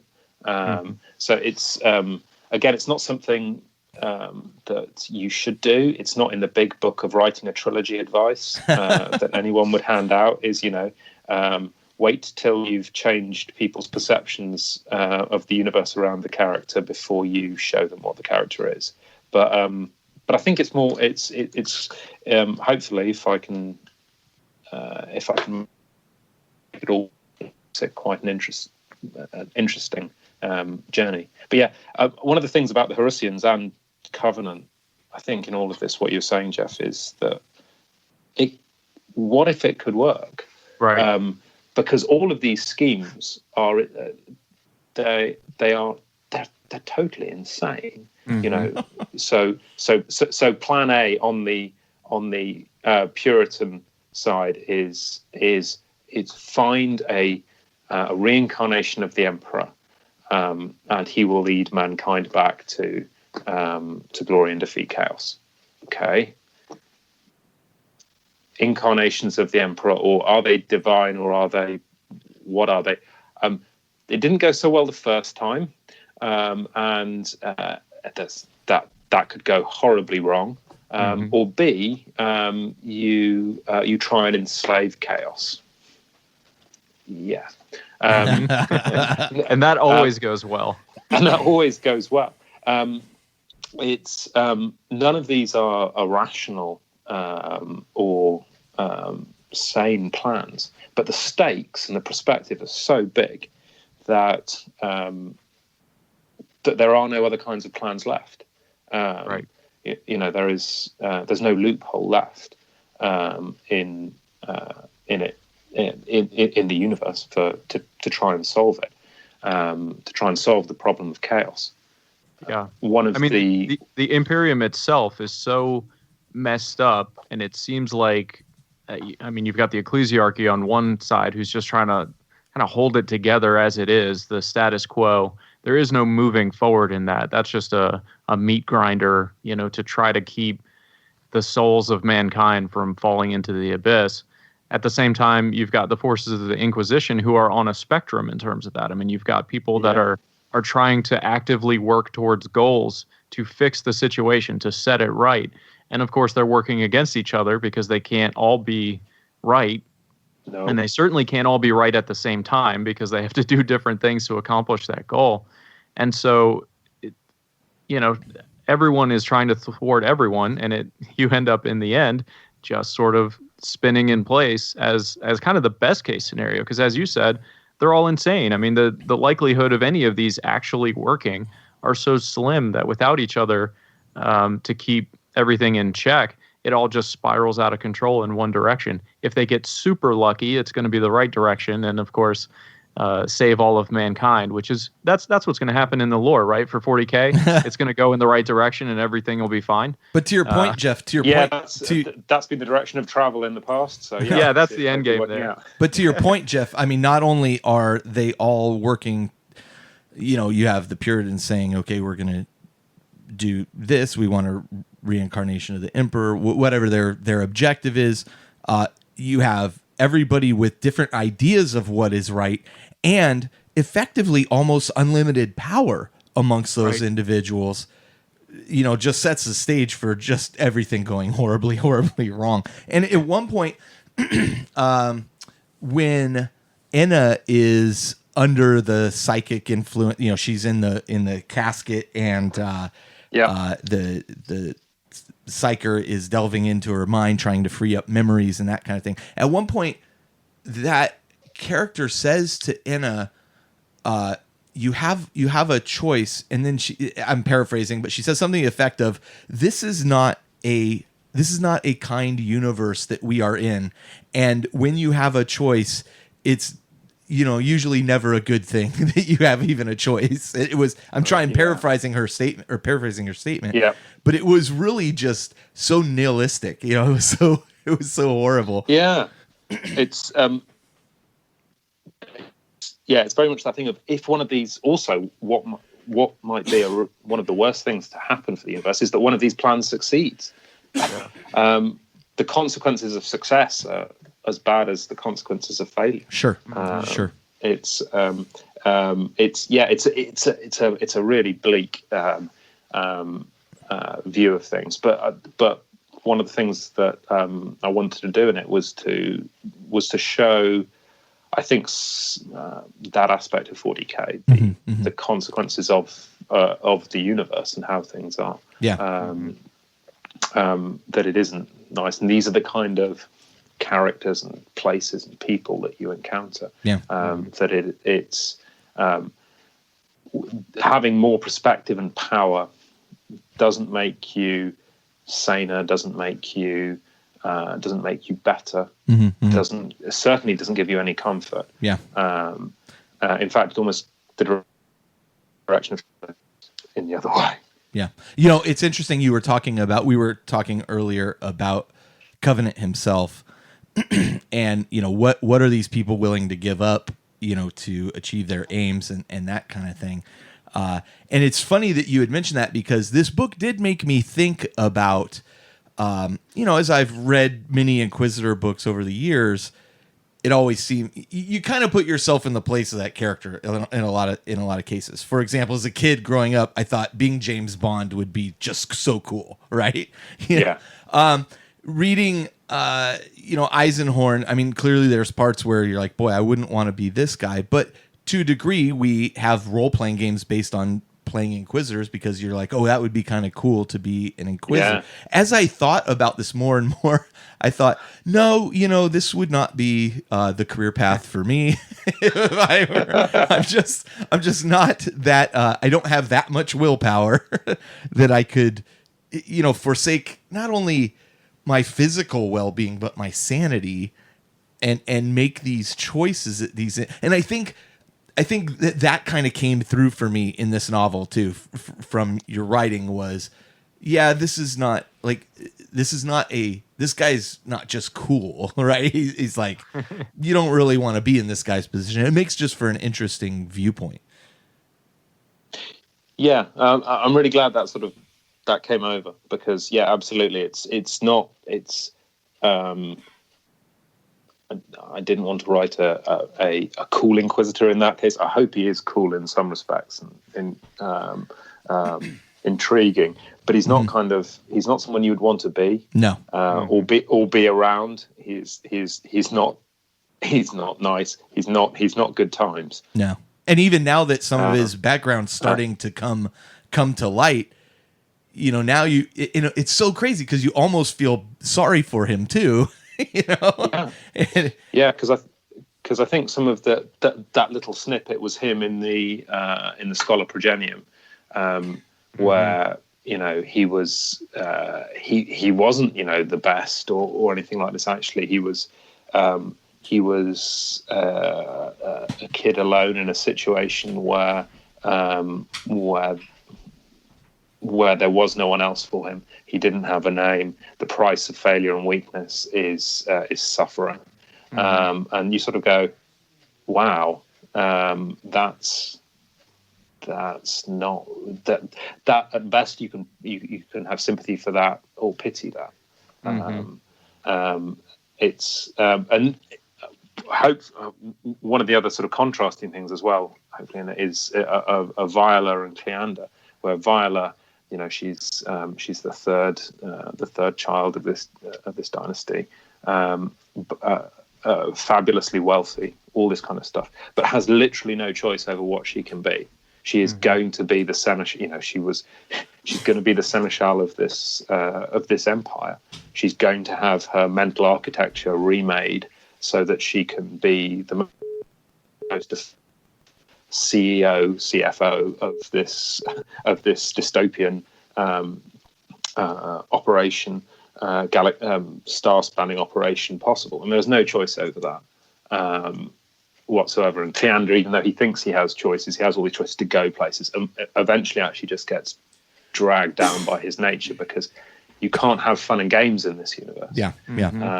Or else the Dark Eldar catch up with you and implant terrible things into your spine. Yeah, his story about going and getting what I assume are the Eldar Soul Stones was really telling too, in terms of how he was like, oh well, so then we came back and we just decided we're going to take these things and steal them.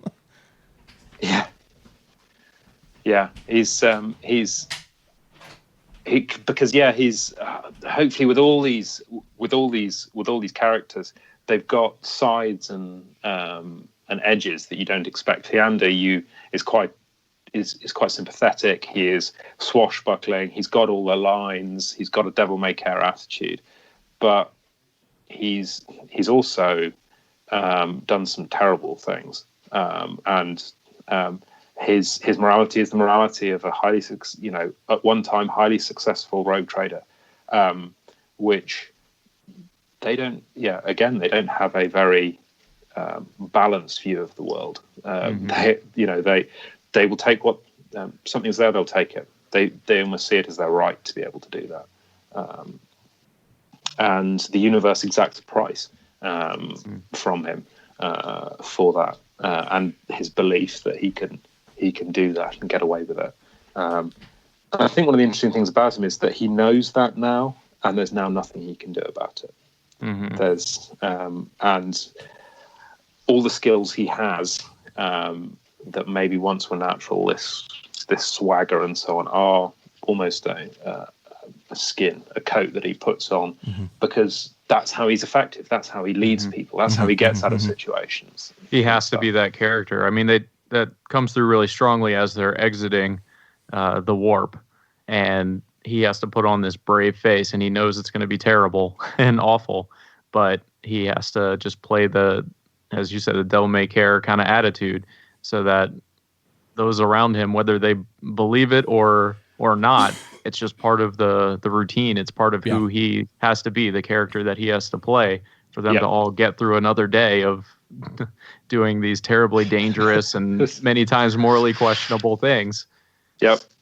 Just to keep moving forward. So so you've clearly got some ideas for the third book.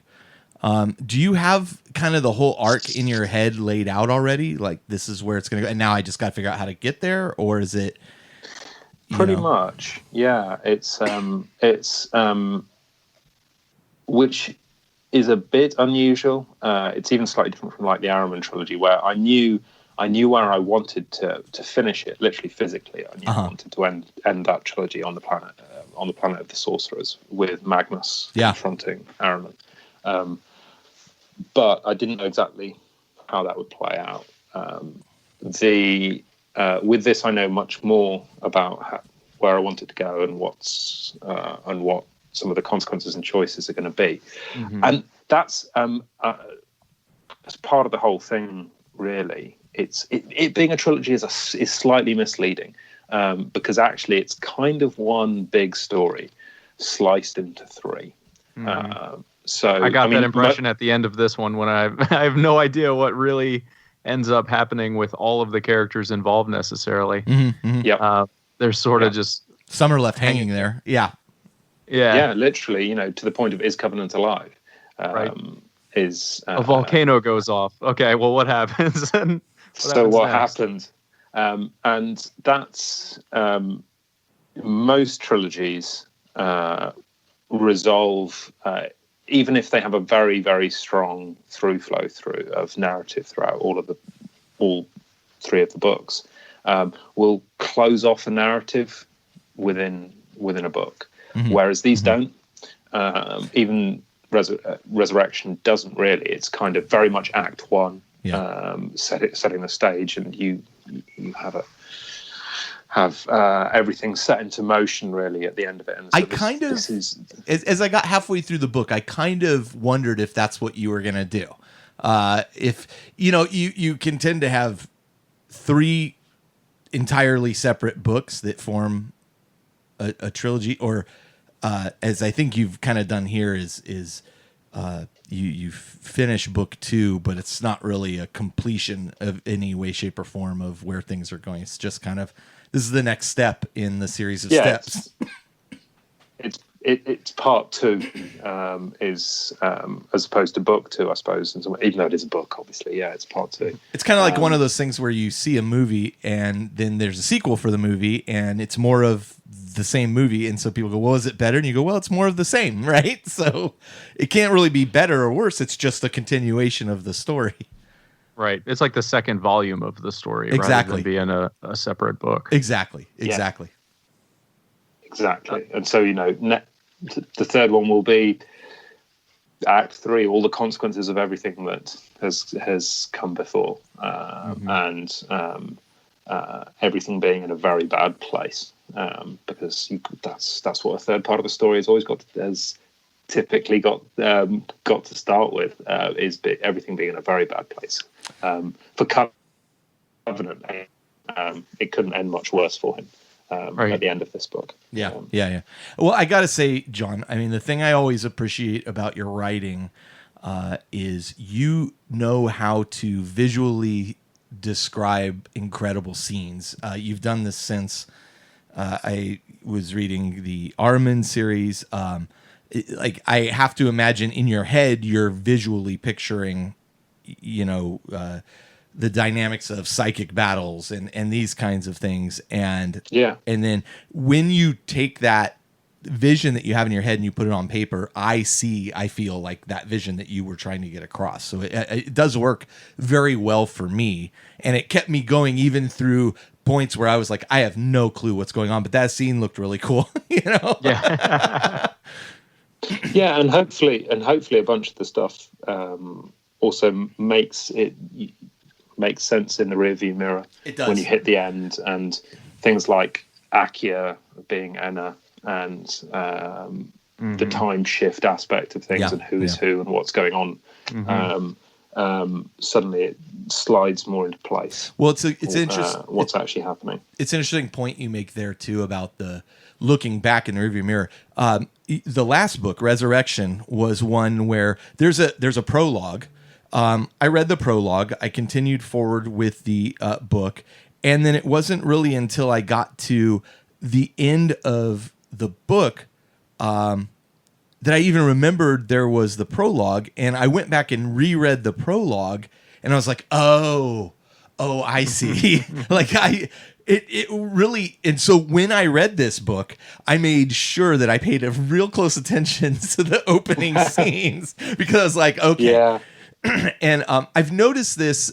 It's a standard. It's kind of a standard thing to do in movies and books, where you have kind of an opening scene, and then the rest of it kind of answers what's going on in that opening scene.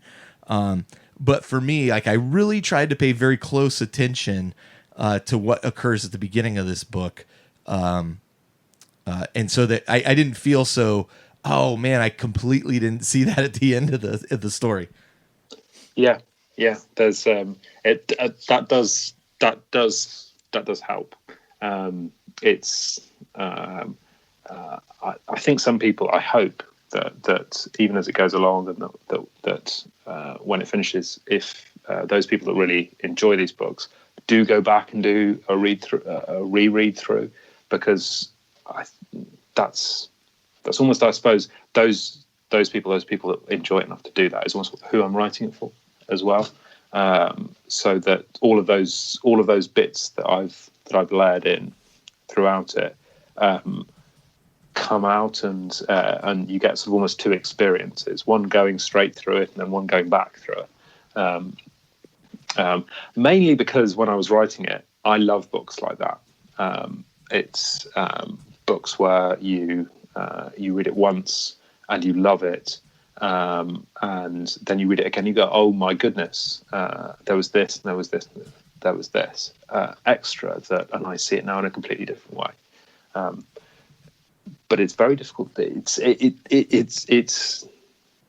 It's difficult to do, and it causes for a lot of writers' angst in that kind of, is this working? I'm doing something that is different from what is done conventionally, and that's fine.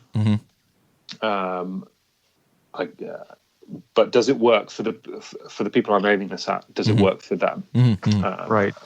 Because you have to have enough things pay off in the one book that they're reading for them to want to keep reading, to finish that book, and to go on to read the next one, much less to go back and try to pick up on the things, the little breadcrumbs that have been there since the beginning.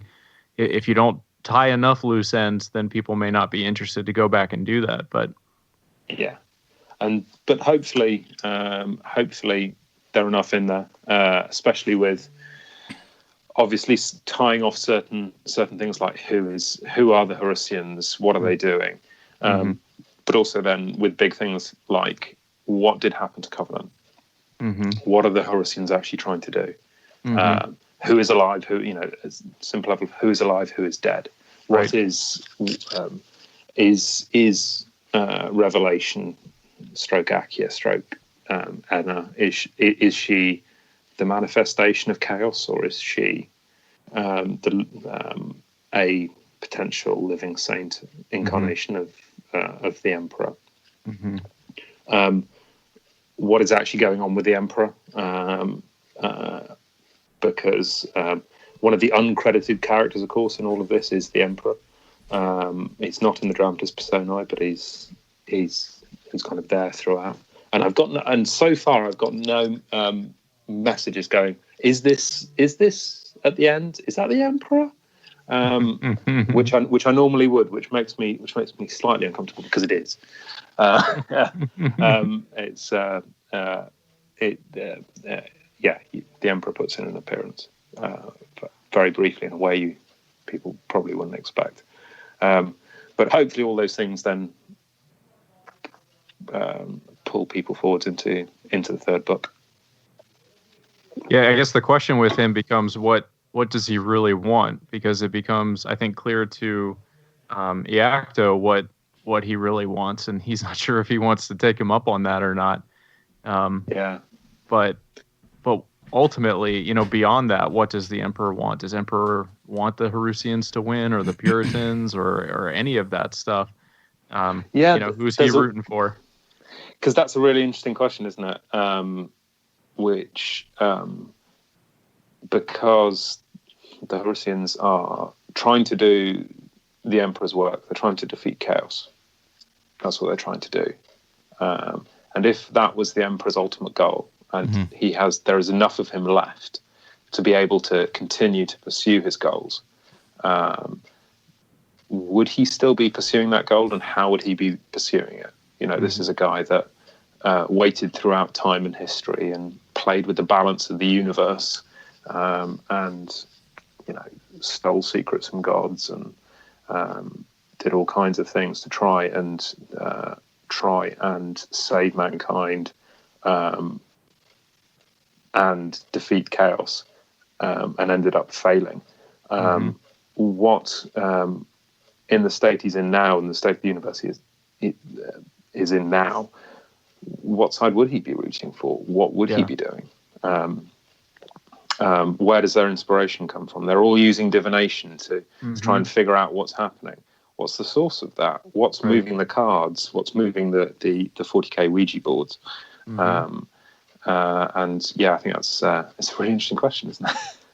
And not only is he failing, but he's perpetually failing at this point. I mean, it's just one continuous stagnation of failure out of the Horus heresy that doesn't seem to be going anywhere, and hasn't for 10,000 years. It just continually kind of, the individual things may get better or worse. This planet may be freed. This one may be destroyed. The Eye of Terror may split open, and all of this stuff. But ultimately, that kind of side, nothing really moves in any direction. No side can gain an advantage enough to win. I mean, it's always the 11:59 on the doomsday clock, because no one can really to get that final thing in. Yeah, and what he saw would happen to mankind is happening. Mankind is becoming a massively psychic race, and has almost no ability to cope with that in any way. And we know what happens to massively psychic races with even with an ability to cope with that, it doesn't always go very well. It doesn't go well at all. See Eldar.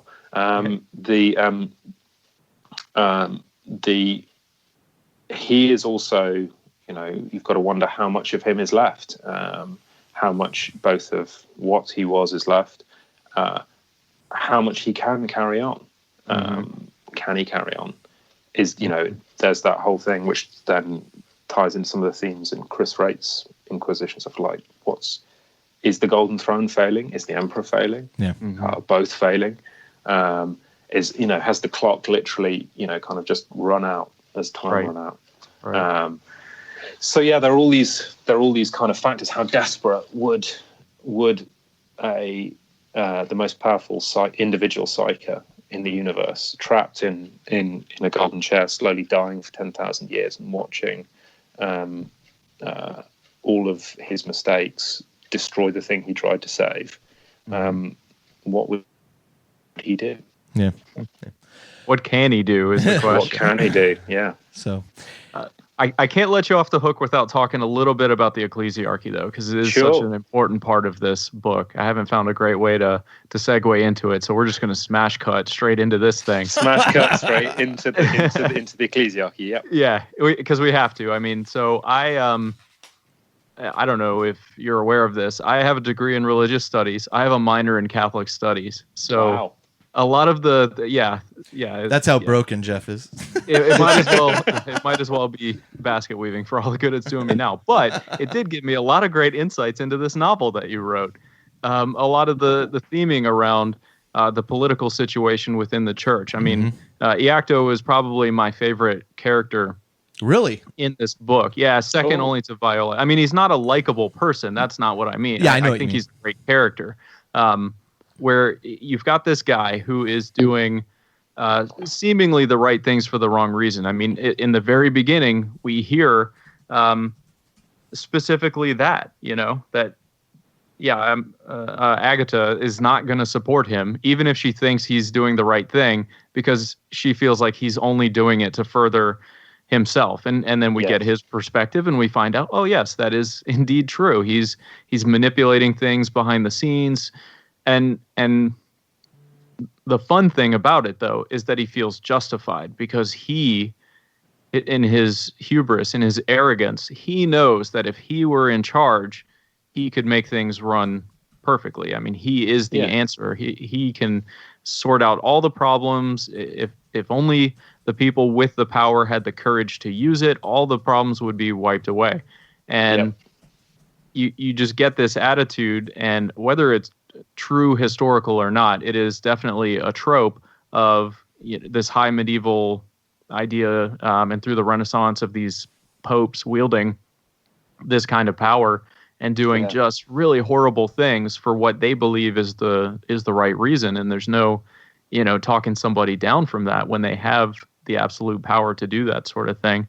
And so one of the quotes, I thought it was kind of interesting that this slipped in here, but it had nothing to do with, it wasn't in direct relation in the novel to Iacto, but it's actually where, Enna is being interrogated, but Severida is talking to Milassa. Is that how you say it? Yeah, Milassa, yeah. Some of us didn't get the audiobook, so we're on our own for that stuff. But she says, and all you would need was an order from someone you thought could forgive you whatever sin you think you'd committed. Yeah, that caught with me too. And so you can serve anyone and do anything for them because they can forgive whatever sin you can come up with. Yep. And I had read Mario Puzo had written a book called The Family. It was about the Borgia Pope, where this is just a constant thread throughout there. I mean, he's doing horrible things with like his bastard children and having people, strangling other people in church and all this kind of stuff, just garroting people in the middle of a service and things like that.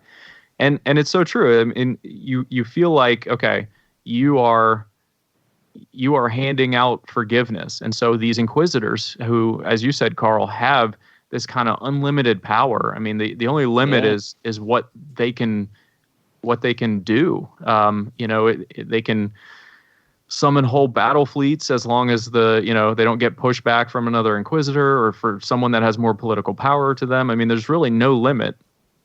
They can do whatever they want.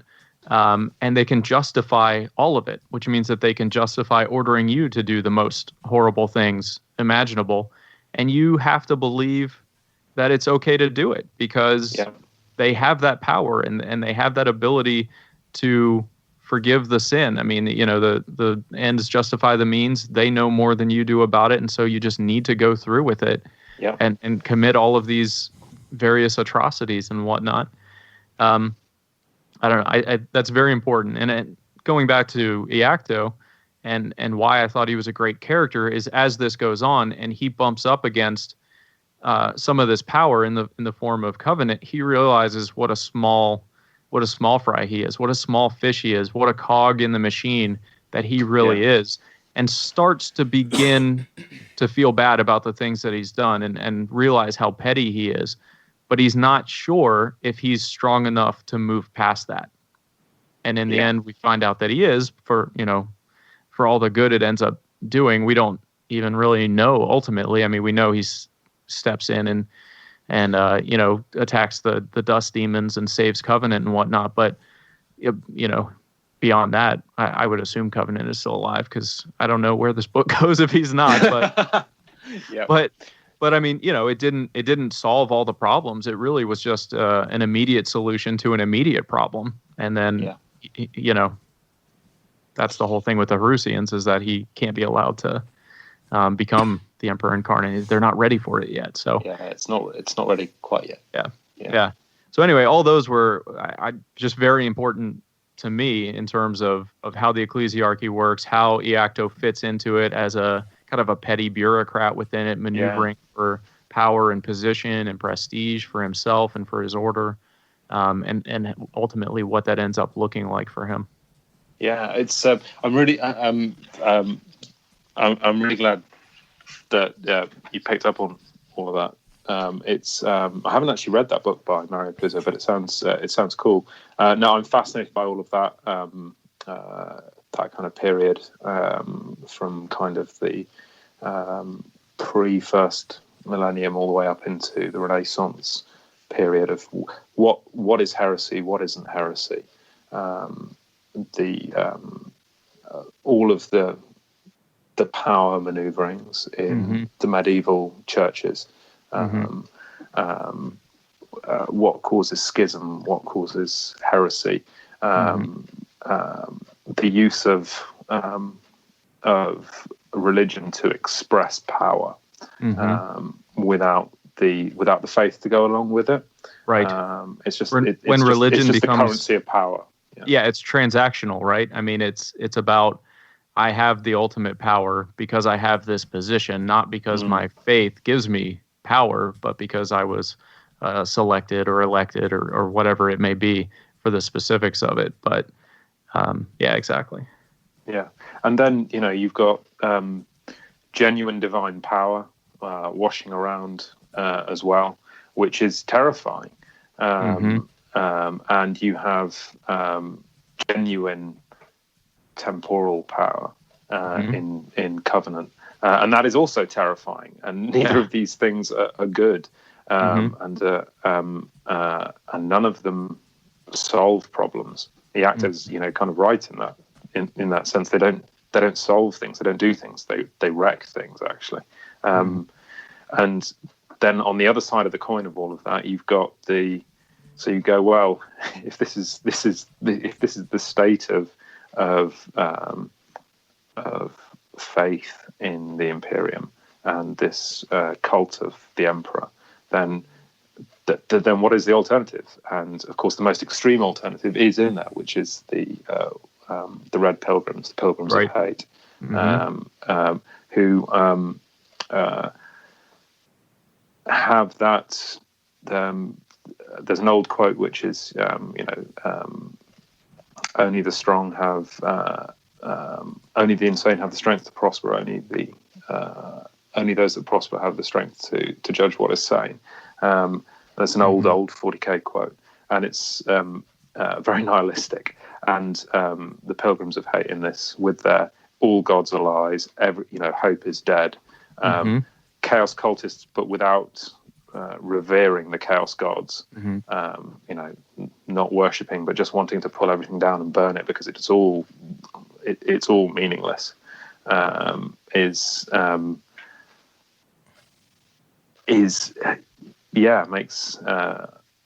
Makes for a contrast between all those things.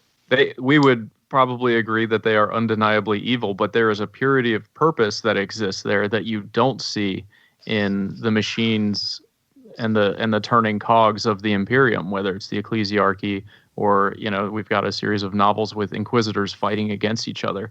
That purity of hate that they bring to it, that nihilism to burn it all down, that you just can't find. I mean, there's so much corruption within,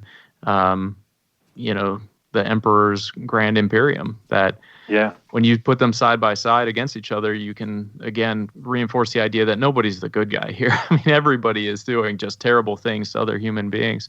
And I think you did a really good job of bringing home, too, that these Pilgrims of Hate, as these Red Pilgrims, as twisted as they are, when they start getting machine guns shot into them and some of these robes start to slip away, I mean, there are certainly kind of these chaos abominations and whatnot, but there's people in there, right? They scream with human voices, and they were once people that have been twisted by these things in a way that are the people these servants of the emperor, are they still human either? Because they're just, they're just murdering people all the time. Now, these are corrupted individuals, but we know that they've done some pretty terrible things just for, Covenant comes there and doesn't want to even really save them. That's not what he's interested in. We know that his goals are different than that. So is he any more human than they are?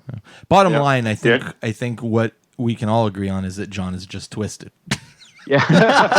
Well, it's maybe a bit. There's I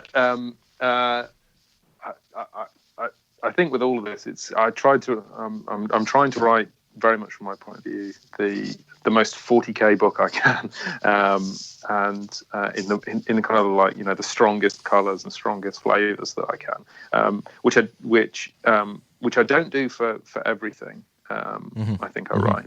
It's I've kind of taken this sort of slice of view and gone, right, I'm going to express that in these books. That's this incredibly I don't want to use the phrase grimdark because it's just become a trope, but this view of this dystopian future and how it actually is, what it would, as close as I can to what it would be like. And that's not the only story you can tell, or the only way of telling stories in it.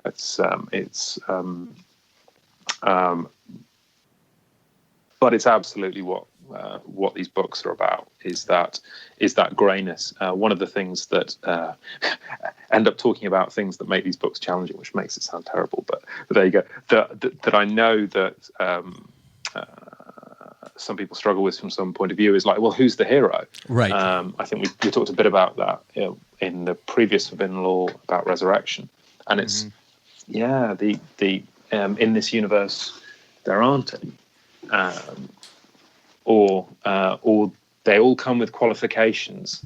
If they, with he's kind of a hero or she's kind of a hero, but there's nothing clean. Easy to grasp hold of. And in this view and expression of the universe, even Joseph, I think, is just about as close as you get to it. But even then, he's serving Covenant, and so he must have made choices. He also picked a fight with one of the Arbites for no good reason at all. Yeah. That's kind of a dick move. He is. That was one of those edges and sides as well that I wanted to sort of move into. Just go, he's not. He became, and this is actually from the original background material from the Inquisitor game for him. Was that he was from one of the. He was not. He was a rating on a ship, on an Imperial ship, and they're basically a member of a gang in that, and it's gets very hive gang on lots of Imperial ships, and he was a very effective hive ganger, ratings ganger, survived a number of boarding actions, so got drafted in to become an armsman, and was very effective at that, and that's how he rose up. He rose up through the ranks because he's really good at killing. And then he found faith. He's kind of that old gangster, soldier, enforcer that's found faith and is, getting towards the end of his life, and so has a more rounded view of things, but he's not nice. It's like that kind of again that kind of thing. Like you can almost imagine him saying, "I've done terrible things," and someone saying, "Well, what kind of things?" Just going terrible things. And that wasn't even in the pursuit of. That was just because of what he was. And he was a drill abbot at a scholar progenium, so he knows he knows how to he knows how to be a soldier. He was a gang fighter and then a soldier all his life. Trained soldiers, trained in. He's the kind of man who trained Tempestus science. And so now he's a big fat guy with a giant hammer when everyone else uses machine guns and feels kind of crazy Friar technology. Tuckish to me in a way. Yeah, I always picture that in my head. But that edge when you have the arbitrator and he sort of just almost he's trying to make a point, but I think also because of everything that's going on with him, that's right.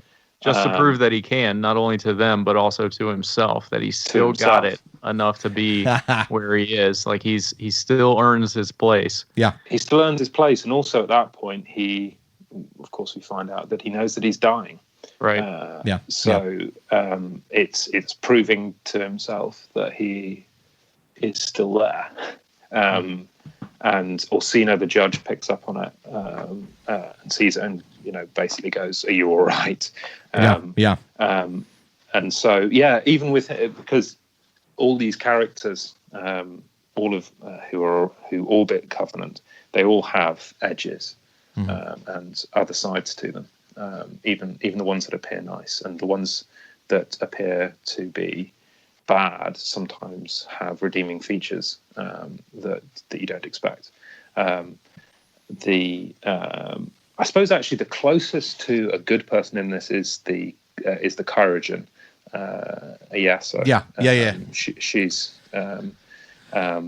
She's I heal people and I follow my oaths. And interestingly, kind of the most disconnected in some ways, from being human in a way, right? Yeah. It's strange. It's a strange dichotomy there, where hey, my objective is to keep you alive. That's what I've been told to do. That's what I'm going to do. That's even if you don't like it, I'm going to keep you alive. I mean, you could argue, okay, but then once the assassin comes on the ship and Cleander's paralyzed, and there's still the attempt to arguably kind of breaks that rule by allowing him to recover from his paralysis and such, because I thought that was a very interesting character as well. Listen, we're running up against an hour now. This has been an absolutely great discussion. John, I am very much looking forward to the third book. Is your intention that that's where it's going to end? The following of all these characters?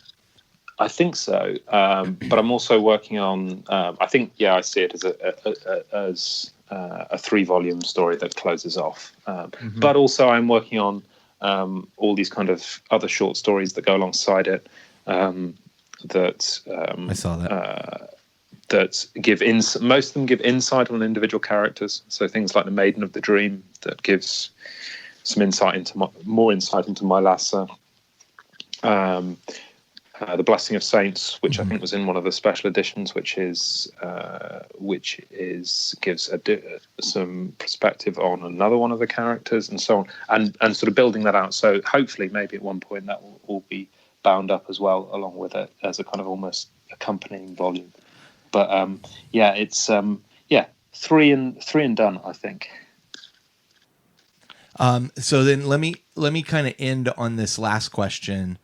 Unless Jeff, you have something else pressing you want to ask. No, go for it, man.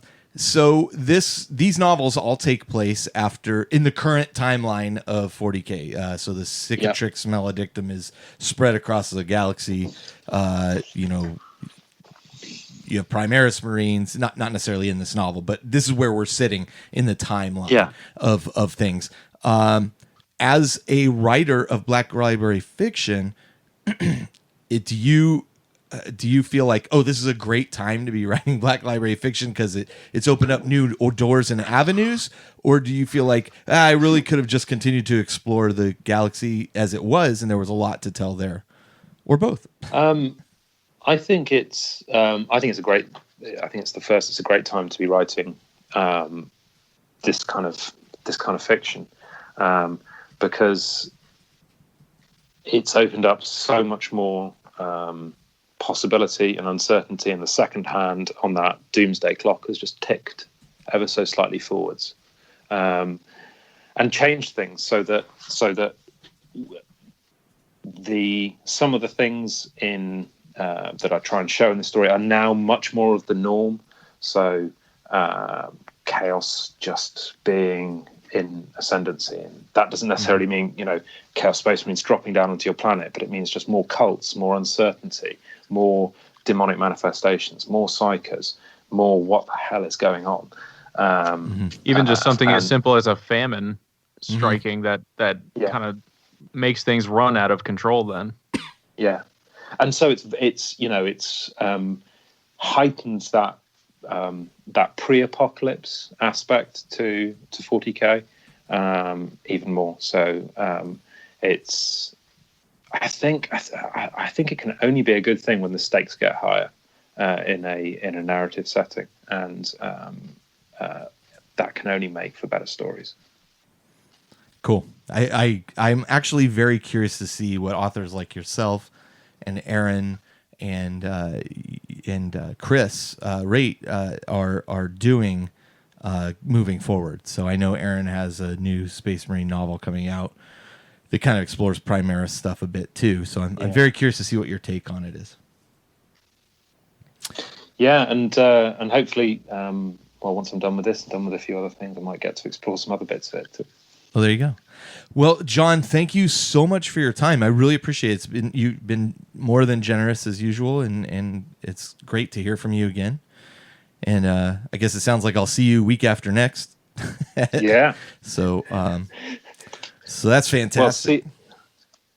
Yeah, thanks very much again for having me on. Yeah. Jeff, did you want to add something? I think I cut you off. No, that's it. Thank you very much for both of you for having this conversation. So can't wait till next time. And there will be a next year. time. That's right. Okay.